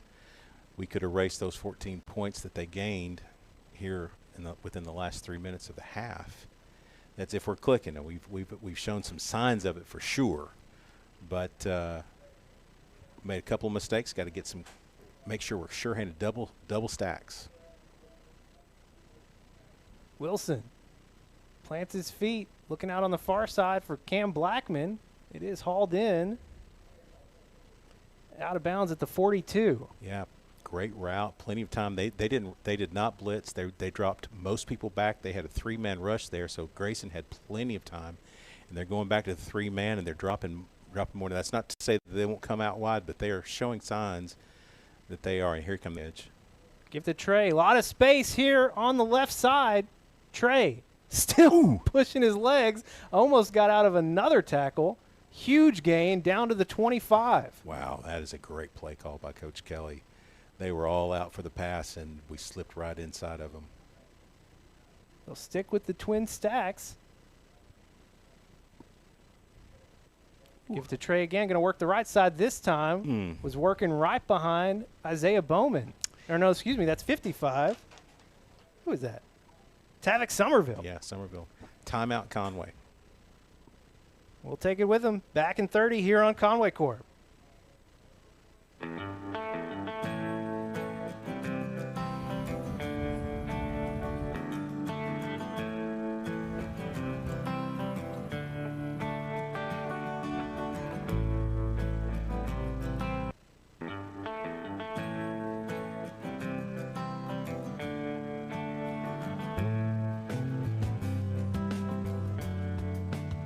thank you for your business. Back live here at Southwest. Yeah, still raining. And weather report. Wind, I thought it had died down a little bit. Alex told me it got down to 11 miles per hour. I think it's back up above that now. Yeah, it definitely has signs that it's little waves come through. Hey, Conway faithful, though. Yeah. Showing up. They did great tonight. Not the greatest conditions for traveling to watch your Wampus Cats, but the faithful are here. 3 wide to the left. 2nd and 5. Wilson looking near side. Over the middle has C.J. Neely wide open. C.J. stays on his feet, diving forward. Did he get it? He did. He did. Touchdown, Wampus Cats. That's a great question. I can answer that. He did. Landed over the goal line. C.J. Neely again with another touchdown catch. That's 2 in the last 2 games for C.J. Neely. Just wide open across the middle. Then followed Blake Kordsmeyer. That last extension right at the goal line. Blake had the call before you did. Well, hey, he would know before me. He was right there. You know, I appreciate the help, Blake. Extra point is up and good. 42-14, 14 unanswered points for your Wampus Cats. Back in 30 seconds here on Conway Corp. At First Security, we've been investing in our home state since 1932, growing deep roots and even deeper relationships. We're part of Arkansas. It's part of us. Today, we put all of that history and stability to good use for you, pouring our resources into the people and places we love best. Arkansas communities, Arkansas families, and Arkansas futures. First Security. Think better. Well, we were up 28-0, and then Southwest 14 unanswered points. But your Wampus Cats respond. Some great defense, and now they've scored 14 unanswered. Yes, I like that response. It didn't like the 14 that we gave up. One defensively, 1 offensively. It looked like a Ziploc bag full of popcorn. They're getting creative out there. Yeah. Hey, I'm all for that. Big fan of popcorn. Southwest will be interesting to see what they try to do here. They're going to have a great return. Clock down to 18 seconds. Spotlighted this during our pregame with Tanner Harris. He's in on the tackle again from a special teams perspective. Yeah, they got 16 seconds left. It's not a lot of time, and so you got 2 timeouts if you're Southwest, but you don't. You're kind of in a weird spot here. You're far enough to try to go for it, but you don't want to turn it over on this side of the field for sure. Got to be careful. They're just now breaking the huddle. Coming out. Southwest with 2 timeouts. Conway, 2 timeouts as well.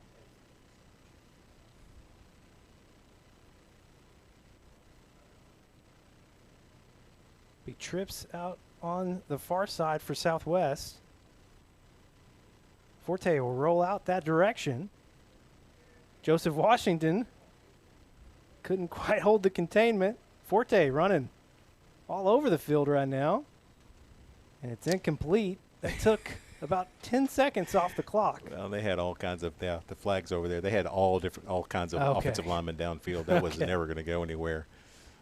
It was a release play, and we had it covered up. That's what happens when you run good defense out there on a pass play like that. It's a timing route. If you can stop the initial target, then you get linemen downfield because they release after a certain amount of time, and it's as Colin will tell you, it's easy to do, but it's a penalty nonetheless.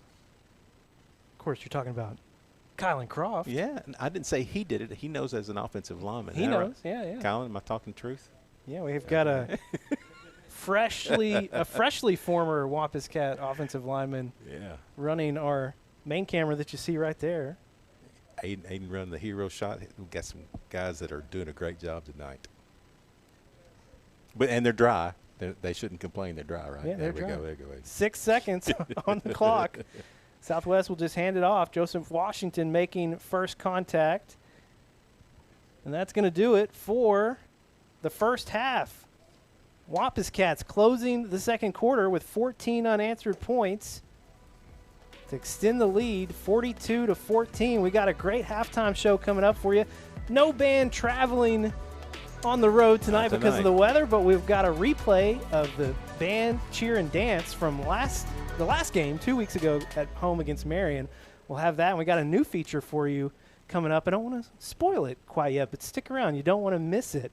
Might see a few former Wampus Cats pop up. Blast from the past. He's Tim. I'm Levi. The Conway Regional Halftime Show coming up next here on Conway Corp. The community of Conway continues to be committed to the Wampus Cats, just as Centennial is committed to our customers. Perseverance, commitment, and resilience are key ingredients for success, both on and off the field of play. Whether you are cheering on the Wampus Cats, starting a new business, or planning for the future, Centennial is here for all of life's moments. Let us be your partner. Centennial Bank, member FDIC.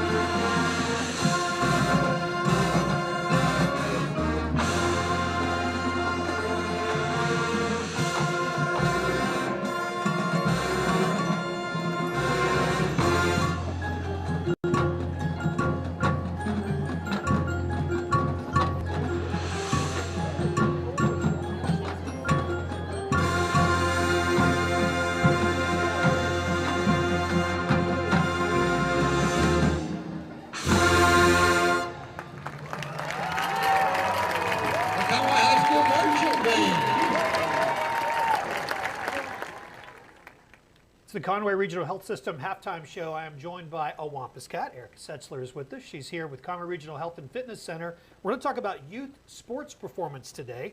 So let's begin there. Thank you for being here. Thank you. First of all, what is youth sports performance and what kind of programs are offered for kids?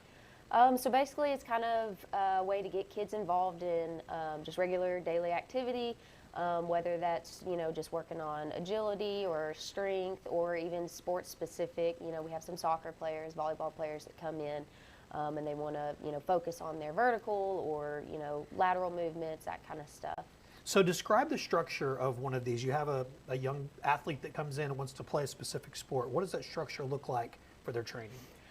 So we normally do about 2 days a week. So one day we'll focus more on the speed and agility. We've got ladder drills, we've got a new machine called the Raptor and a Vertimax, so we can hook them up to these machines, adds a little bit of resistance, so we can, do some quickness drills. And then the other day of the week we do strength, so, kind of depending on what sport they're doing, will depend on what types of strength movements we do. With the younger kids we do a little bit more body weight.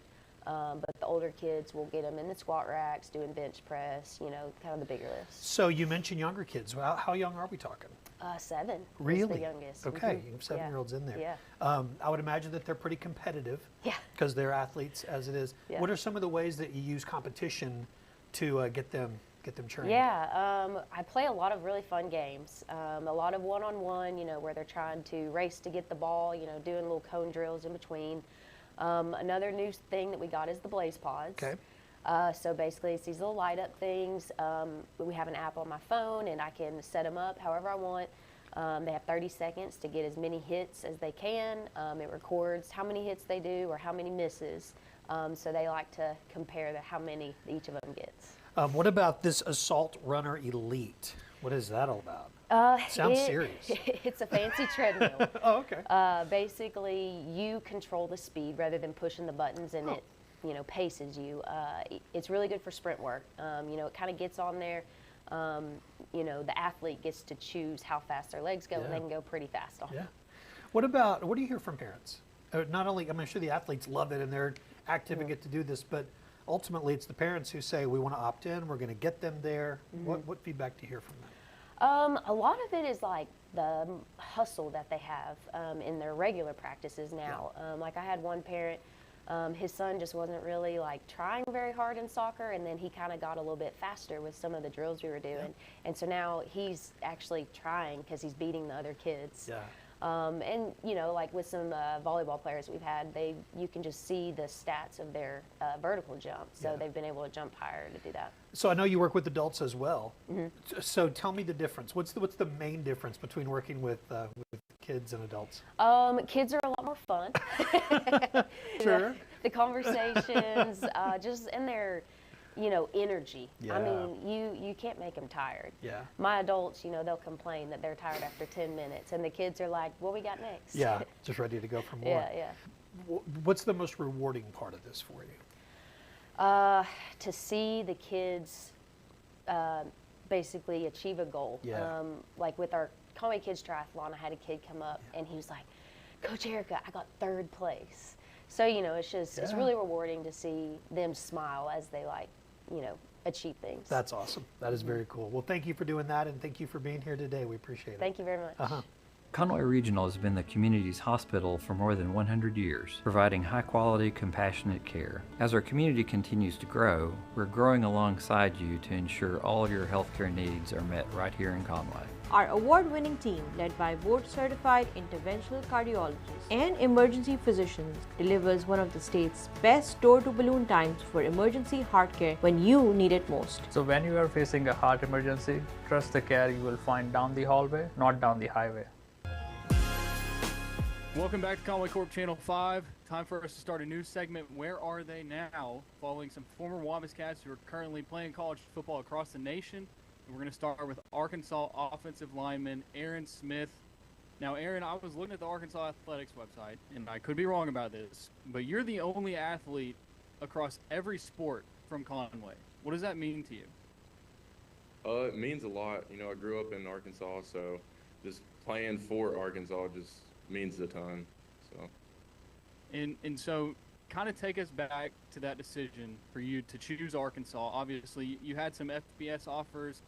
Seems like you were a really smart guy, had some Ivy League offers, but you chose to be a preferred walk-on at Arkansas. Take us through all of that. So the decision process, it really wasn't easy for me, but I took a visit to Arkansas and pretty much talked with Coach Pittman, and I just noticed that, like, it felt like home. I really liked him. I felt like I could talk with him for hours. So I just knew I wanted to be here and committed. And so going back to your time at Conway, you know, you look back, I think your senior season was 2022. You guys started 5-0, had a big playoff win, shut out Fayetteville. What do you remember about that 2022 season with the Wampus Cats? Just the teammates I had. It was great. Like, we would spend pretty much all day together. We'd go to class, hang out, and then finally when it came to practice, I got to work with the guys that I had been playing football with since 7th grade. So that was great. Do you keep in contact with some of those guys, and are any of them still playing college football anywhere else? I mean, I've talked to Boogie some. He went to OBU.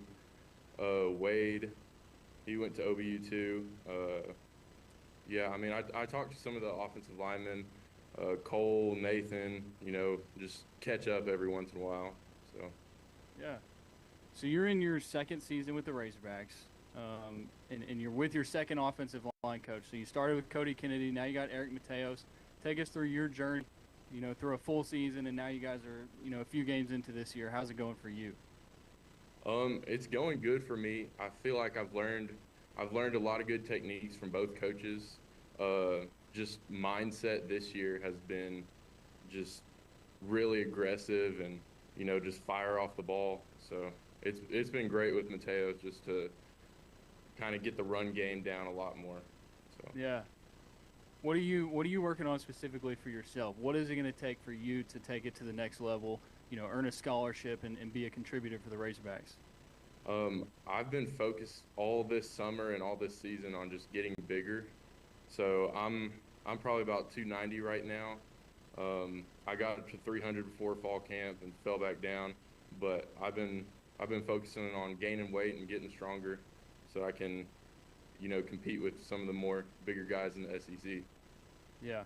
What do you remember what weight you were coming out of Conway? Because I mean, like, I remember you being kind of smaller. I think I started my senior season at 260 or 265. Wow. So, okay. Yeah. How often are you talking to people about Conway? That's kind of a weird question, but I enjoy Conway. I think back to it. I have fond memories. I'm always telling people, like, David's Burgers is my favorite place to go get burgers in the world. You ever do stuff like that? Oh, yeah. Don Pepe's has been the talk. Anytime someone mentions Conway, it's about Don Pepe's or the 6 legs on the Wampus Cat. So do you have you met anybody who maybe is like, hey, I'm gonna go visit Conway, and you say, like, you got to stop by Don's or something like that? Oh yeah. Anytime anyone's like going through Conway, I'm just telling them if they're my teammates, if they're my coaches, I'm like, you got to stop by Don Pepe's, you got to eat. They got a new location. I don't know if you knew that or not. Did Yeah. you see that they moved from across the street all the way to down closer, like Taco Bell? Oh yeah.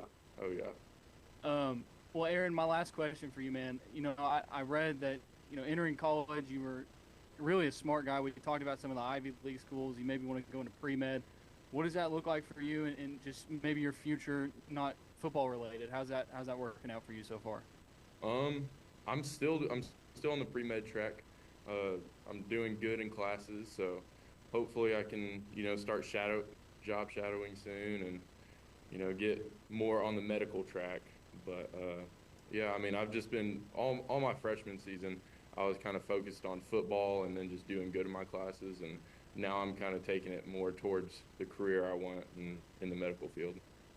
Well, good deal, man. Aaron Smith, class of 2023, former Wampus Cat. Thank you, man, for your time. Best of luck with the Razorbacks moving forward. Thank you.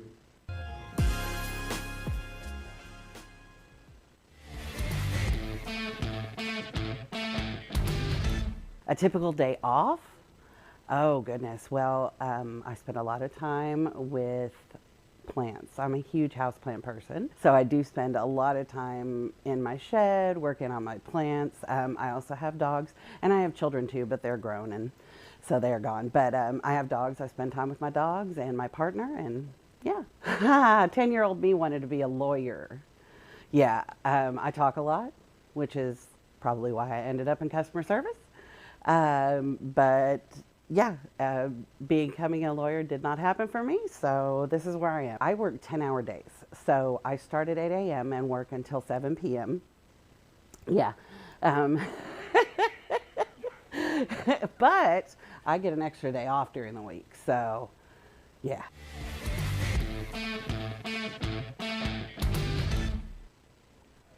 Back live here at Little Rock Southwest.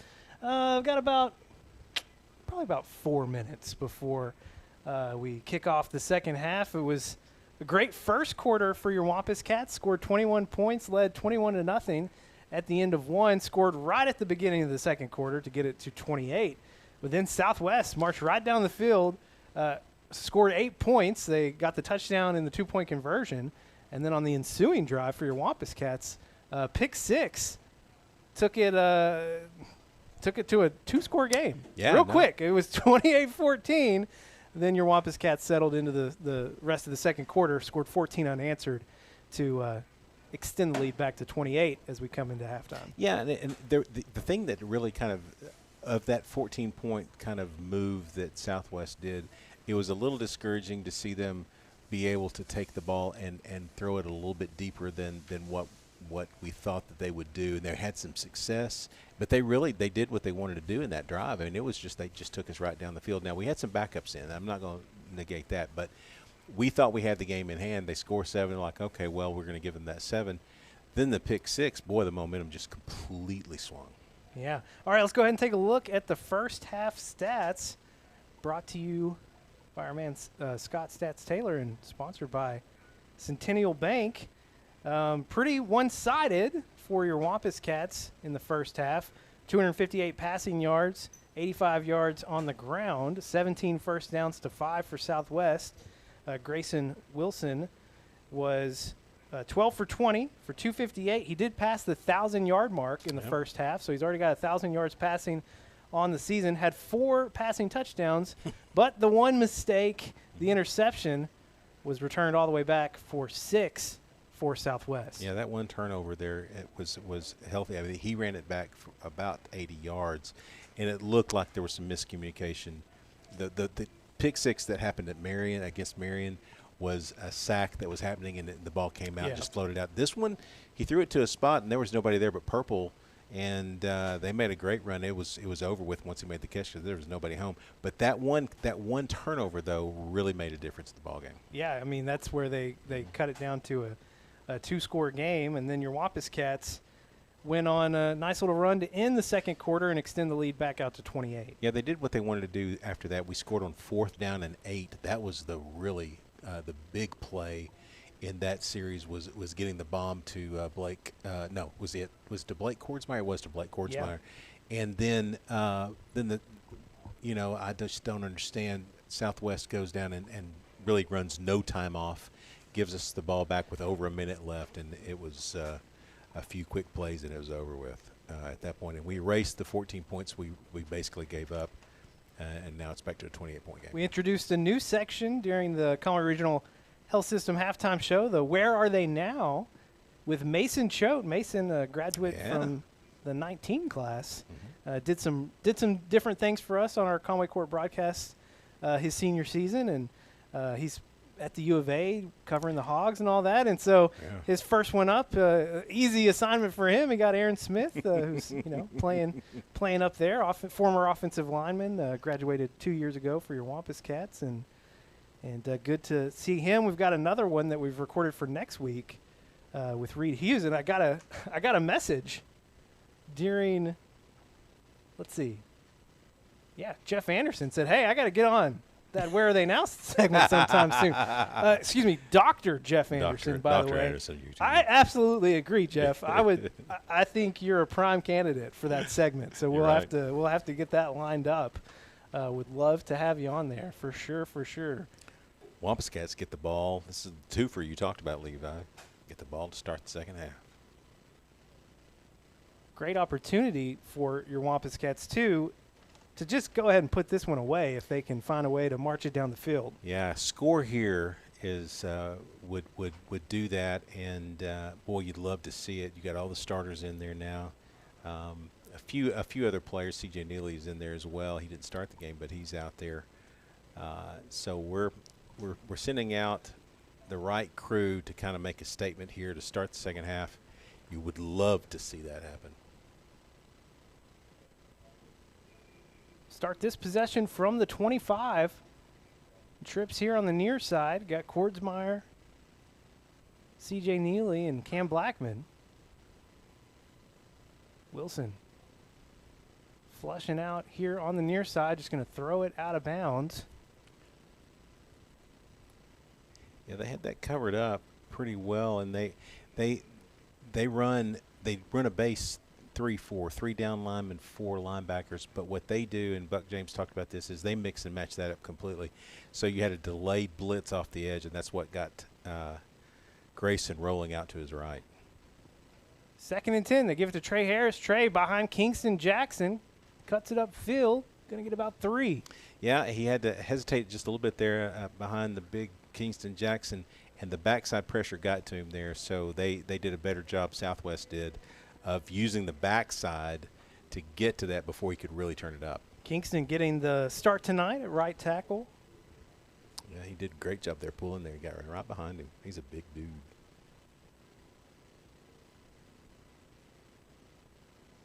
Wilson getting it out to Cam Blackman. Cam going to pick up the first down. Got just enough.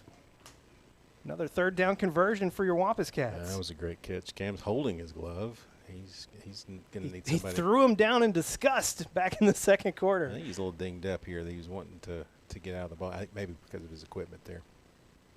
Wampus Cats 4 for 6 on 3rd down after that conversion. Hard to get off the field in this offense, by the way. Yeah, no time. Give it to Trey Harris. Trey tried to get around a flag, late flag coming in. I don't know what that was about.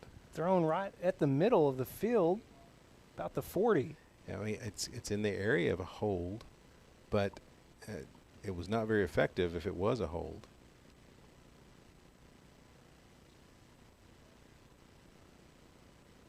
White Hat talking it over. Going to come near side. So it appears, I'm guessing, to be against the Wampus Cats. Holding. Yep.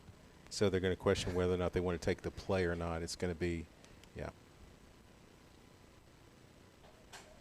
So we'll see if they accept the penalty. I can't tell from the monitor. So it'd either be a loss and 2nd down, or they'll accept it. I think they decline. They will decline. Yeah, they are declining. Interesting that we held and it was not effective. It was not an effective hold. Well, and it seemed to be on the backside of the play from where the flag was thrown and where the ball was at the time. Yeah. So that's a loss of about 8. Brings up, 2nd down and 18.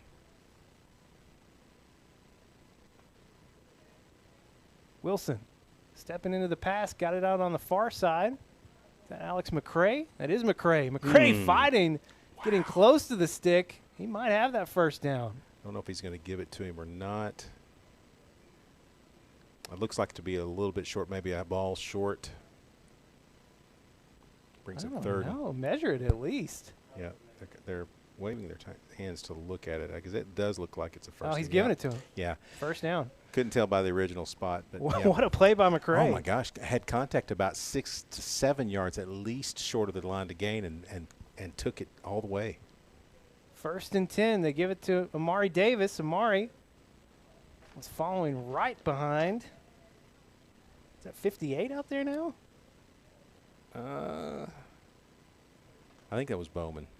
Okay, Bowman, yeah. Yeah, and here's the change that Little Rock Southwest has done on that zone play. They are bringing the backside pressure very quickly to get to our guy. Amari getting around the edge this time. Yeah, he didn't wait. He's got a first down. There is a flag, though, back at the 50. Oh, man, what are we doing? The Wampus Cats played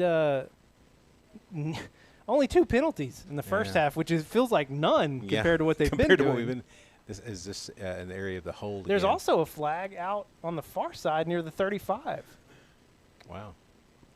Yeah, I have no idea. Multiple fouls. And we have an injured Griffin down here on the near side. Can you say that again? 23. Oh, he just got up.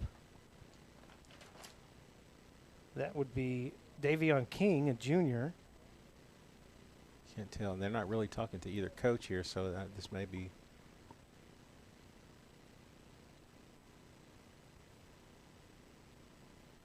All right. Illegal motion or hold or something. Let's see what we got. Let's see what he's holding on. Holding again. Wampus Cats. Personal foul. Hands to the face on the defense. They offset. We'll take the play over. Interesting. Yep. Okay. Okay. Sounds like that was happening to a receiver out on the far side. Yeah, could be. Well, just based on where the flag was thrown. Yeah, I mean, it had to be receiver out there. You're exactly right. See, I'm learning from you. I was more concerned about the call here. I mean, so we've got a holding on the edge and 2 holding penalties on what, consecutive plays here, or we're getting close. Yeah, two within the a little bunch here. I'm not sure why we are gathering at the visitors' sideline. Oh, they still have a player down. Well, there's another. Okay, having a discussion here with the Southwest coaches. Right. The flag near the 50, still on the field. They hadn't picked that one up yet.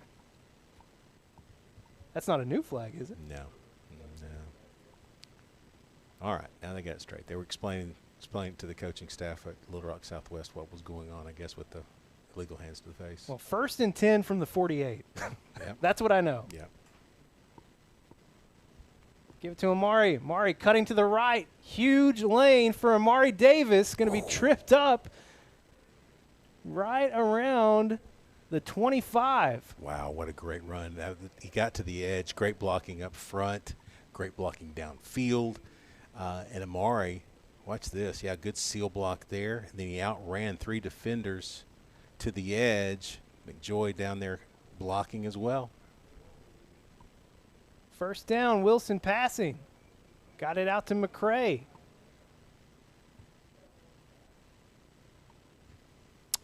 Wow, that was a gamble that did not pay off. The ball got there a little bit late. I was a little nervous. They were breaking on it, that's for sure. Yeah, you're right. But it got delivered just in time, and when he went for the ball, it was over with there. First and goal from inside the 5. Give it to Amari. Amari pushing in. Touchdown, Wampus Cats. Amari Davis. Yeah, just followed his blockers there. I mean, that's just an excellent job up front. Amari, not that it was an easy task, but watch this. Great hole there right behind. Who is that? I think that's Kyler Faison. It is Faison, yeah. Great job right behind Faison. Held his block, created the hole, and he slipped in for the touchdown. Nice. Big extra point here. Don't mean to put any pressure on Will Upton. Yeah.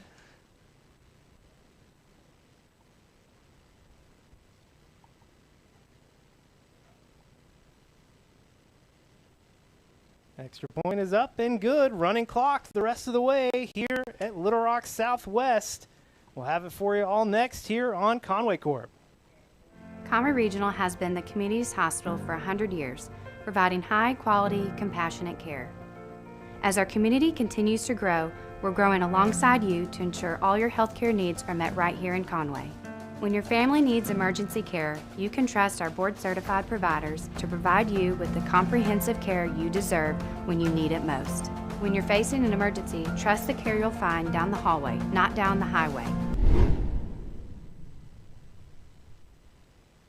Back live here at Southwest, and as we mentioned, heading into the break, a running clock the rest of the way for your Wampus Cats. They built that 35-point lead here in the second half, and be good to get this one in the books as quickly as we can. Yeah. Good crowd again by your came from our home to Southwest. Appreciate those folks traveling in this weather. It's like it's letting up just a little bit. Nice angled kick from Major Mahar. And Whit Williams in to finish the job. Score from the Little Rock Christian and Cabot game. Early in the third quarter there, 14-10, Little Rock Christian on top. That's an interesting ball game there. That's the game of the week. Well, that's the only interesting game, right? Yeah, because right everybody now. else is blowing out. Yeah. Bryant scored 56 points in the first half against Central. It's 56-7 now in the third quarter. And PA up 41-0 last check at North Little Rock. Yeah, North Little Rock struggling this year. All right. They should have the clock running, I would think, here in a moment, and it will stay and it will remain running. Ooh, that's Trez Hammond, senior spotlight. Trez was thinking one there. He almost jumped that route. He almost got there. Had a scoop and score after a major hit last week against Marion, and I think he was thinking about it again there. Nice play, Trez.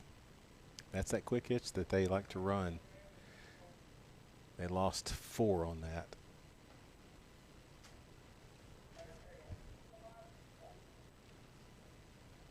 Second and 15 after the loss. Again, the clock will continue to run.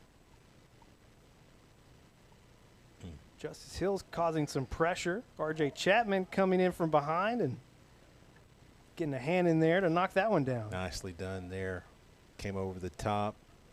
Got the ball away. Now the clock is the clock stopped? Okay. Just making sure there is a flag on the play.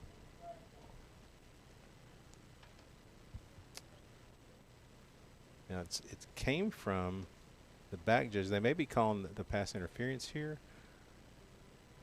And they are. Flag was late. They called it. Too handsy by RJ there.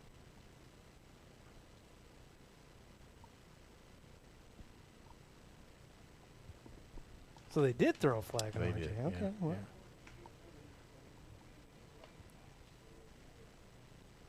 We'll make it first down for Southwest.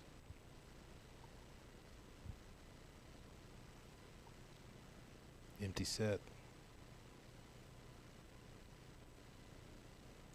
4 receivers to the top. Blitz. Forte under pressure. RJ Chapman with the sack.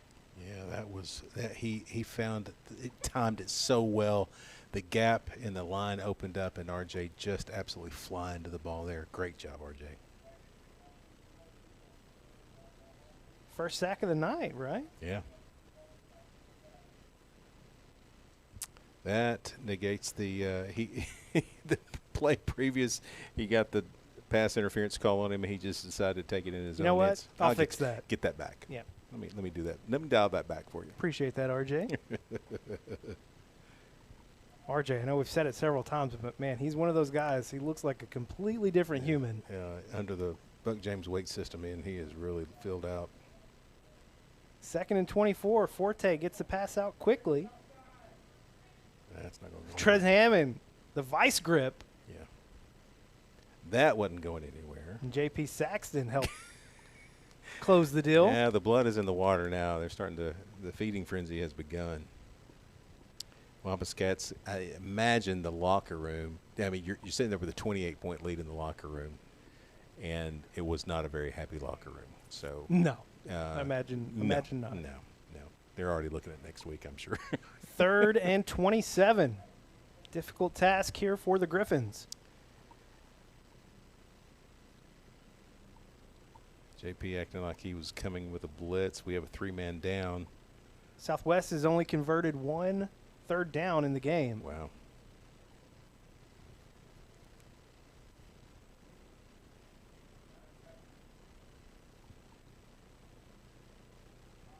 Down to 5 seconds on the play clock. And get it off. They had motion there, I thought. Oops. Pressure came. Forte escaped it. A lot of running room out there. Tice Carr, great tackle. Yeah. Good open field tackle there.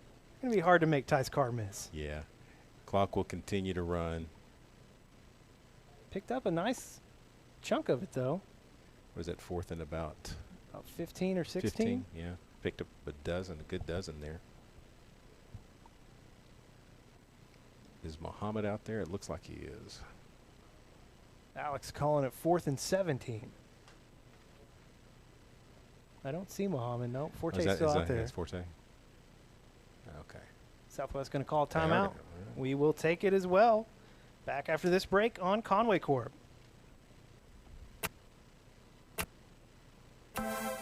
You don't wake up thinking about internet speed, electricity, reliability. Your mind isn't on advanced treatment facilities or customizable systems. You don't have to think about any of these things because we do. Conway Corp, always on. There's Look the at that crowd. crew, man. Hey, I got a text from Mike Mason and Peggy Mason. Huge Conway fans. Oh, They're in Tennessee, watching the game in Tennessee. So, Mike is getting ready to retire from doing the volleyball score clock. He's been doing that for years. So he's going to be missed. All right, 4th down, and they're going to show that they're going for it.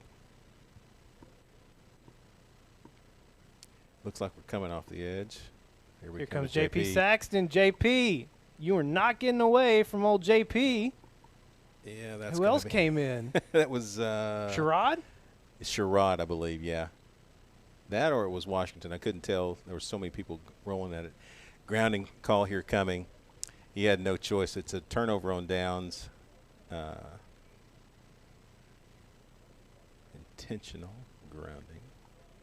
He had no chance. JP caused that to happen. I mean, he came off the edge. He literally came all the way around the left side. And once he got his hands on him, while he didn't get him completely down, the cavalry was already there. So where's this thing going to – are they just going to mark it where he was down, or did they mark – where he threw it from? Yeah. Yeah, and it seems like there's like a 5-yard penalty, but I don't know in high school ball. I have to check on that. Yeah. They've placed the ball at the 10, so 1st and goal. Kobe Irwin in. And Tapp. And Wesley Tapp in at quarterback. It was a good tackle. Kobe That Irwin was a hit good tackle. quickly. Good tackle from the outside. Yeah, you got Tapp in and Kobe Irwin. Kobe Irwin had a nice game against Marion, running the ball, and then he had a fumble, but he was running really well. I think he's got he got hit pretty hard there. I think he's got either some of the pellets in his face and his eyes, and he's got to have Amari Davis come back in now.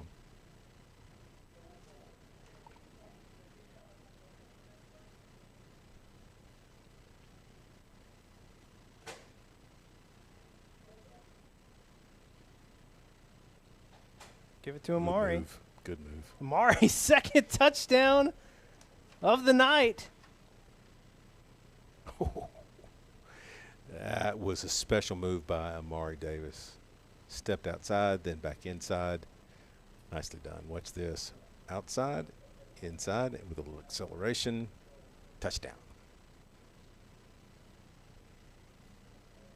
So Wampus Cats, great field position. Took just 2 plays to get in the end zone again. Nicely done on your defense and setting up the offense for a quick and easy score. There's a new holder in the game. It's John Hunter Scaife. Okay. But that was still Will Upton with the extra point. All right, big lead for your Wampus Cats. Back after this break on Conway Corp. At First Security, we've been investing in our home state since 1932, growing deep roots and even deeper relationships. We're part of Arkansas. It's part of us. Today, we put all of that history and stability to good use for you, pouring our resources into the people and places we love best. Arkansas communities, Arkansas families, and Arkansas futures. First Security. Think better. Live tonight, 7A Central play underway. The first week of conference play. And not many close games in the 7A Central tonight. Little Rock Christian and Cabot. That's about it. Having a good one. Cabot actually retook the lead last I heard. Wow. From Jeff Matthews. Wow. Carter Crow. Hmm. Forced him back inside, and Whit Williams, number 31, finished it off. Whit's is a really, really good football player. He's a good athlete, comes from a great family, but he's a great baseball player, plays football, and he has that look, 31 right there. He has the look of a linebacker. He's got that body type that fits it. He's got a little bit of a good swagger to him, so I like Whit Williams out there. Just a junior, I think. Pretty sure.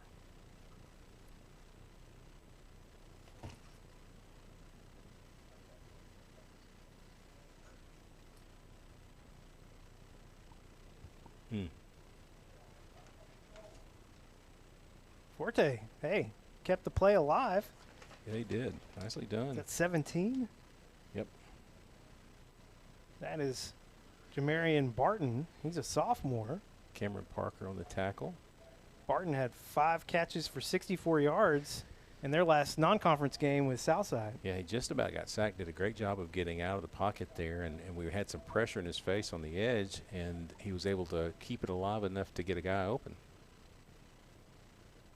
56-14, about a minute to play here in the third quarter. Oh, that's great defensive play there. Camarion Williams. That is a great defensive play. His second pass breakup of the season.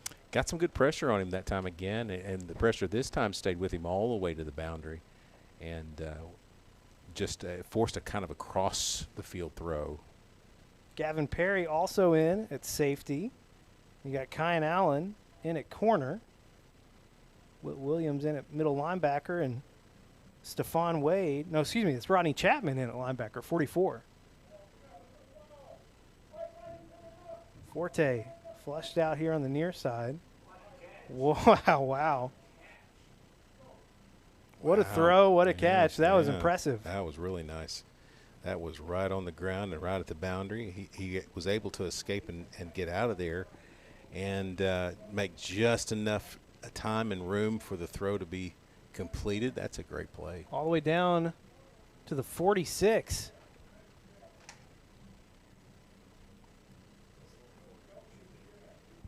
Reminder that the clock is continuing to run unless they is at the end of the quarter.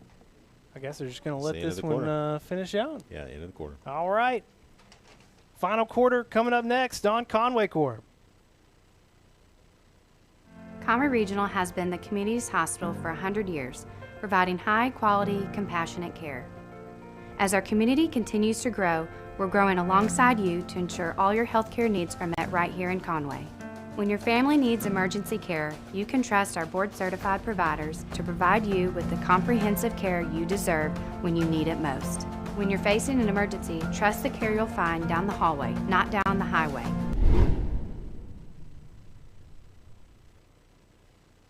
Quick second half here for Conway as they got the ball to start the third quarter, marched down the field, scored, put the lead up to 35, which enacted the sportsmanship rule. So it was a quick third quarter. Your Wampus Cats scored twice, though, in quarter number 3. It was a good start. That's the start to the half that we thought we might see. You ended with 14 straight, and then you've kind of piled it on here late. Forte still in for Southwest? It looks like him. The green numbers on the purple. Rodney Chapman, Whit Williams coming on the blitz, making things difficult. Caught off the bounce by Martin. Good hands. We'll see him in basketball season as well.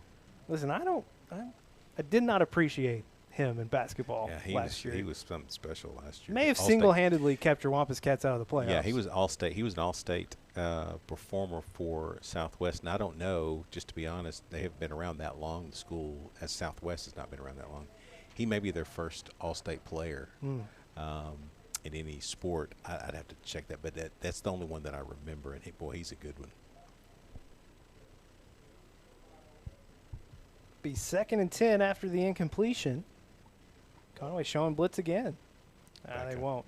They do bring one off the left. That's what? Yeah, flag came in. Yeah. Don't know. It did stop the. Our white hat looks disgusted every time he has to make a call. That's a great facial expression. Oh my gosh. It will be against Southwest. I didn't see the call. What was it? Yeah, it was illegal motion. Well, it was illegal procedure, a false start. That was a great close-up. I guess that was Aiden that got that shot of the white hat. It was funny.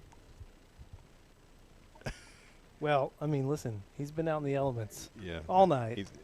I know he's tired. He's got to be tired.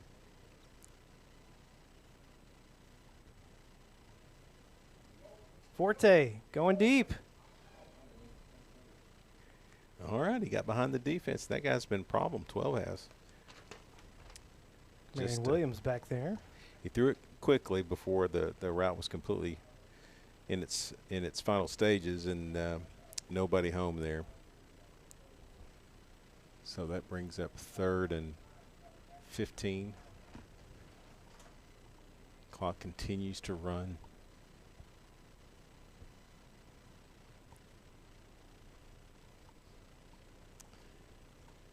I think everybody that's in on defense now are some of our reserves.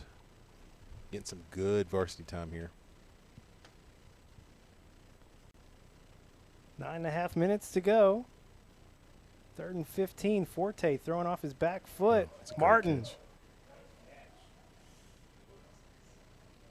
The big guy. You talked about him in your Tim's 3 things. Dude, that is a 6'4". Nah, he's not gonna be 300, I don't think, but like 280 maybe. Well, listen, I'll tell you where he was listed on the roster a year ago on my board. Yeah. Left tackle, number 50. Yeah. And now he's running number the slot, 33. running sideline routes, going deep balls. It's the reverse Jaden Williams. Yeah, he went from lineman to wide receiver instead of wide receiver to lineman. He's a load, man. That's a weapon right there.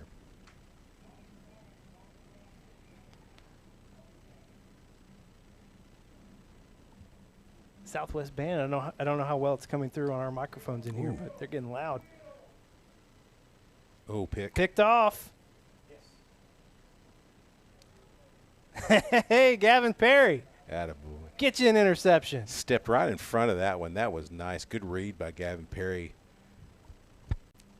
Yeah, celebrate. You bet. Oh, knocking the man down. Atta baby. Atta baby. 2nd interception of the night for this Wampus Cat defense. That's a way to keep them out of the end zone. That for the rest of your defense and the starters as well. That means a lot right there. You plus 2 on the night in turnover differential, and that moves us to plus 3 on the year. Nice. And growing. I like that number to continue to grow. We'll get another look at Wesley Tapp in. Is that Kobe? Kobe Irwin. Kobe Irwin back in. Yep. Kobe trying to get around one Griffin. Yeah. We had a guy in the backfield really quickly there. They got to do a little bit better job up front, but he was standing right in the gap, and Kobe had nowhere to go. Now, he made him miss, but Kobe's a downhill runner as well. I mean, he likes to have just a little bit of seam. He needs a little gap. Got Ronnie Navarro in at left guard. I believe that's Naven Richardson still in at center. They're running some clock, still 20 seconds to go on the play clock. And Zach Dupins also in on the offensive line. All right, he did a good job there. Kobe did of getting just a little bit of seam, fell forward for a few. Got back what he lost on the first play and a couple more maybe. Now got back to the line of scrimmage. Okay. 3rd and 10.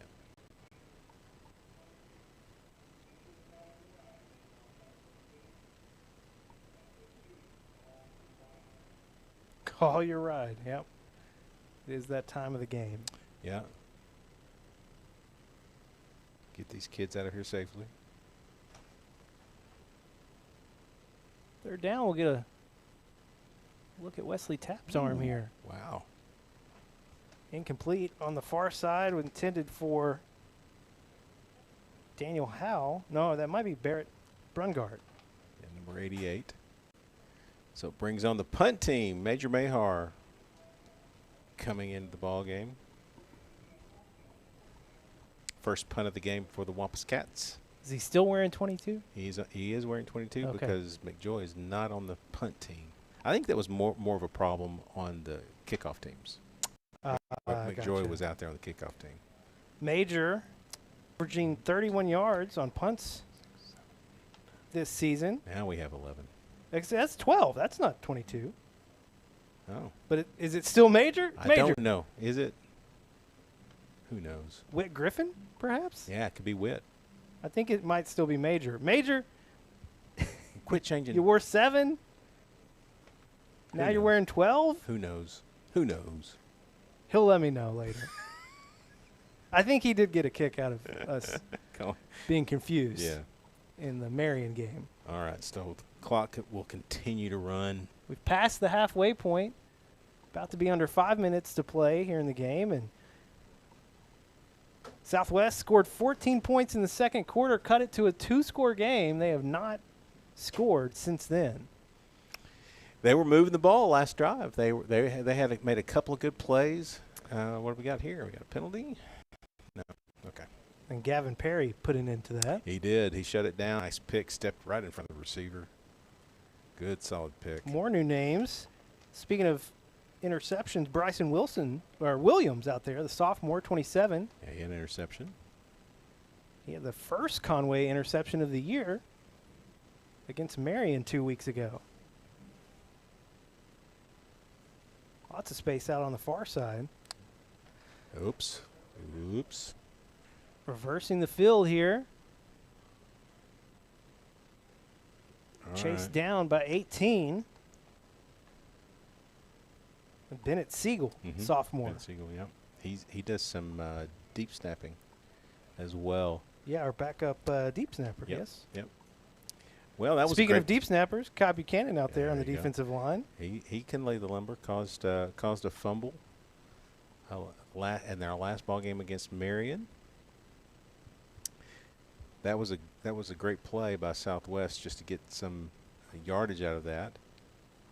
Reversed his field. He lost all the yardage and came back and got more. Forte rolling out to the left, trying to plant his feet, looking over the middle of the field. Kyan Allen, man, he got some hops. Yeah, they got up. Nicely done. So that was a bit of a waggle. Went all the way across to the left and threw all the way back to the right, and jump ball, and we were able to have it covered up. Nice.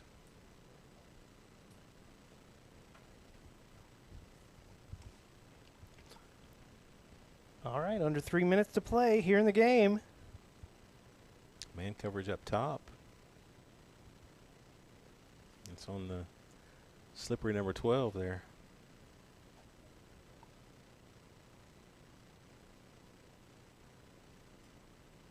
Forte going deep. Oh, thought he had it. Thought he dropped it right in there and just went through his hands. Yeah, that was the one I was talking about. Had man coverage out Barton. there. Yeah, it was a great throw. It was covered up pretty well. Just a really good throw on the backside. You know, those back shoulder throws are tough to defend against. Peyton Ruth, Jr. Number 36. Mm-hmm. ISO out there. You get man coverage. You gotta. It's just you, your man, and the ball.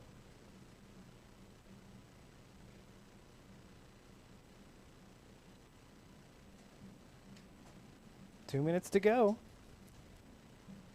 Forte under pressure, just going to throw it out of bounds. I know where to go there. Good pressure by your defense and sealed off the outside edge for him as well. So that's a good job by your defensive line. 75. And it's still raining. It's either Cameron Terry or Bryson Horton, and I don't know which one, but 75 did a great job there of getting to the edge and containing him. 75, whoever you are. Did a great job. Message me on Instagram. Let me know. Yeah. We want to get it right. Get it right. That was good pressure from the outside. No quit on that one. Hustle play. 4th and 10. Could be the final play for Southwest.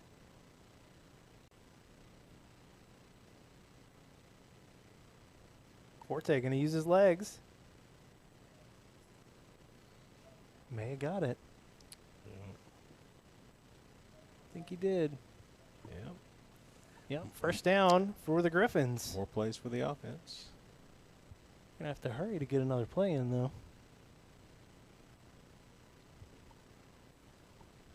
Why did they stop the clock? They haven't, I don't think. Did they? They did. Wow. On the scoreboard.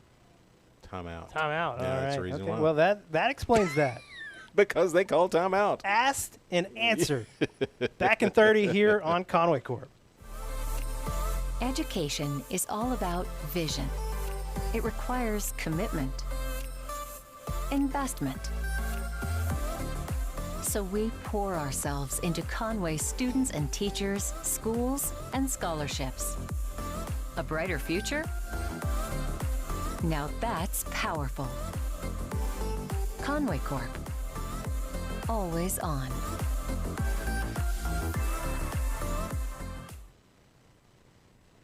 All right, down to the final seconds. We're under a minute to play. They've got 43 seconds on the clock. Southwest calling a timeout. They'd love to try and get some more points on the board before we close this one out. As they should. We're getting some pressure on the quarterback here lately. Forte wide open over the middle. Bryson almost got there in time to get a hand on it. Maybe a little taunting going on after the play, but yeah, it's hard to do when you've been mercy ruled and you're down lots of points. But oh well. Enjoy the moment. Good touchdown. Yeah, he was wide open, but we closed on the ball, but didn't get there just enough. First points of the second half for the Griffins. 2-point attempt. Found Martin. 56-22. We'll go ahead and keep it here. Tim Roach is. They got 14 points in the first half. They finally get their first points here in the final seconds. Martin is, I mean, if I'm on the coaching staff, I go back and I want to take a look at this. I'm thinking, okay, well, 33 is going to have to see the ball a lot, and because he's just a matchup nightmare, and you can see right there he got deep. It's not just get him the ball like off the line of scrimmage and let him just kind of bulldoze over people. He runs great routes, got great hands. He's just a danger. They're going to have to get him the ball more. He had 6 catches coming in. Half of them were touchdowns. So well, I think he probably had more than 6 catches. Okay. If you're looking at what I put on the board, that was just what he had against Southside. Southwest. Oh, Southside? Yeah. Okay, yeah. He had 6 catches for 3 touchdowns just at Southside. Southside. Yeah. Okay, well, then there you go. I'm guessing he has more then. Yeah. For sure. But, Southwest, I mean, they this is not last year's Southwest or the year before that or the year before that. This team is a good team, very athletic. They put some points on the board. They're not. I mean, they're going to be fighting for a playoff spot. Blake Kortzmeyer with the nice hands there. We saw his nice hands and nice extension back in the first half. Got his second touchdown of the year. Yeah, he did. All right. Clock is already running. Down to 13 seconds. We will probably not see another play, I would guess. Yeah, they're already beginning to line up at the 50.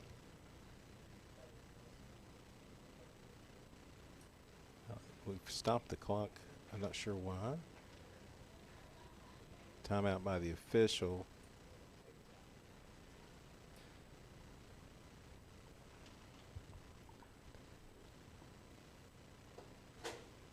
Well, they stopped it at 3 seconds. No, they're going to wind it. Conway's going to run a play. Right. Who was that? That was Braylon Harris, the sophomore. Nice, good run. to end the ball game. That will do it. Your Conway Wampus Cats will move to 1-0 in 7A Central play, 4-0 overall. Conway ranked number 3 in the state coming into tonight's matchup. Those rankings based on the Arkansas Democrat Gazette. So another win for Conway. They remain undefeated on the year and get off on the right foot here in conference play. How you feeling, Tim Roach? Well, pretty good. It's the score is I think indicative of what all the stats would tell you as well. But I thought a decent ball game by your Wampus Cats. I think they showed a little rust. Speaking of stats, we'll get to that after the break. We'll also have your player of the game, wrap things up, and get you ready for next week after this break here on Conway Corp. The community of Conway continues to be committed to the Wampus Cats, just as Centennial is committed to our customers. Perseverance, commitment, and resilience are key ingredients for success, both on and off the field of play. Whether you are cheering on the Wampus Cats, starting a new business, or planning for the future, Centennial is here for all of life's moments. Let us be your partner.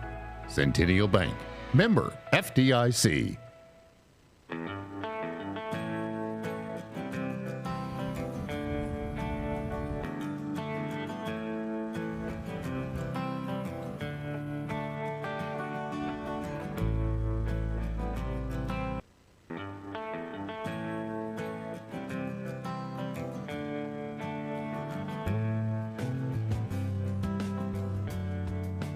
Thank you for your business.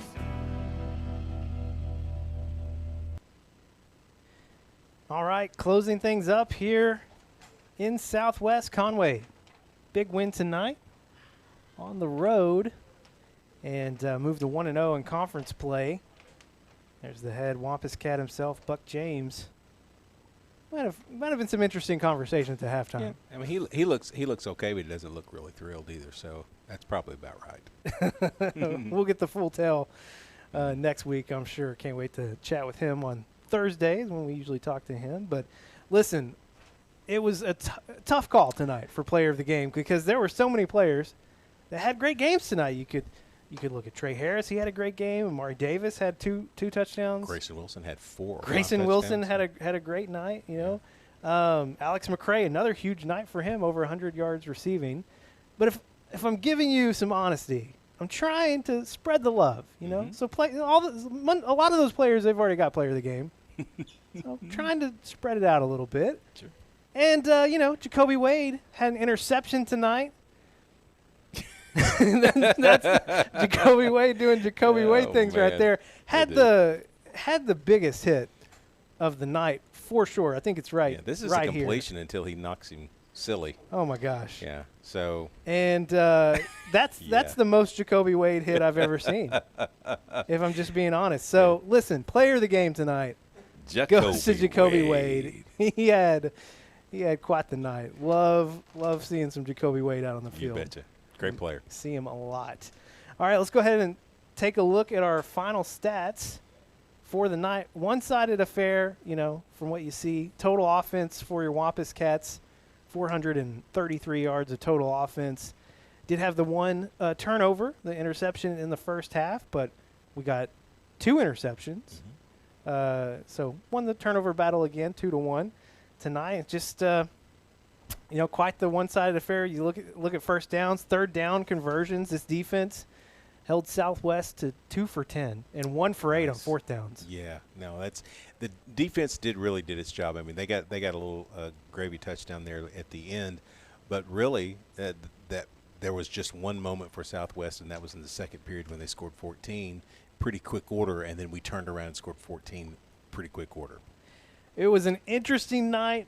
A lot of unique challenges trying to get this one on the air. All the weather, of course, from Hurricane Helene and the Fujiwara effect. I don't know if I'm saying that right. Good luck. But made things interesting for us. Our thanks to Southwest. This is only our second time here, and they've been great.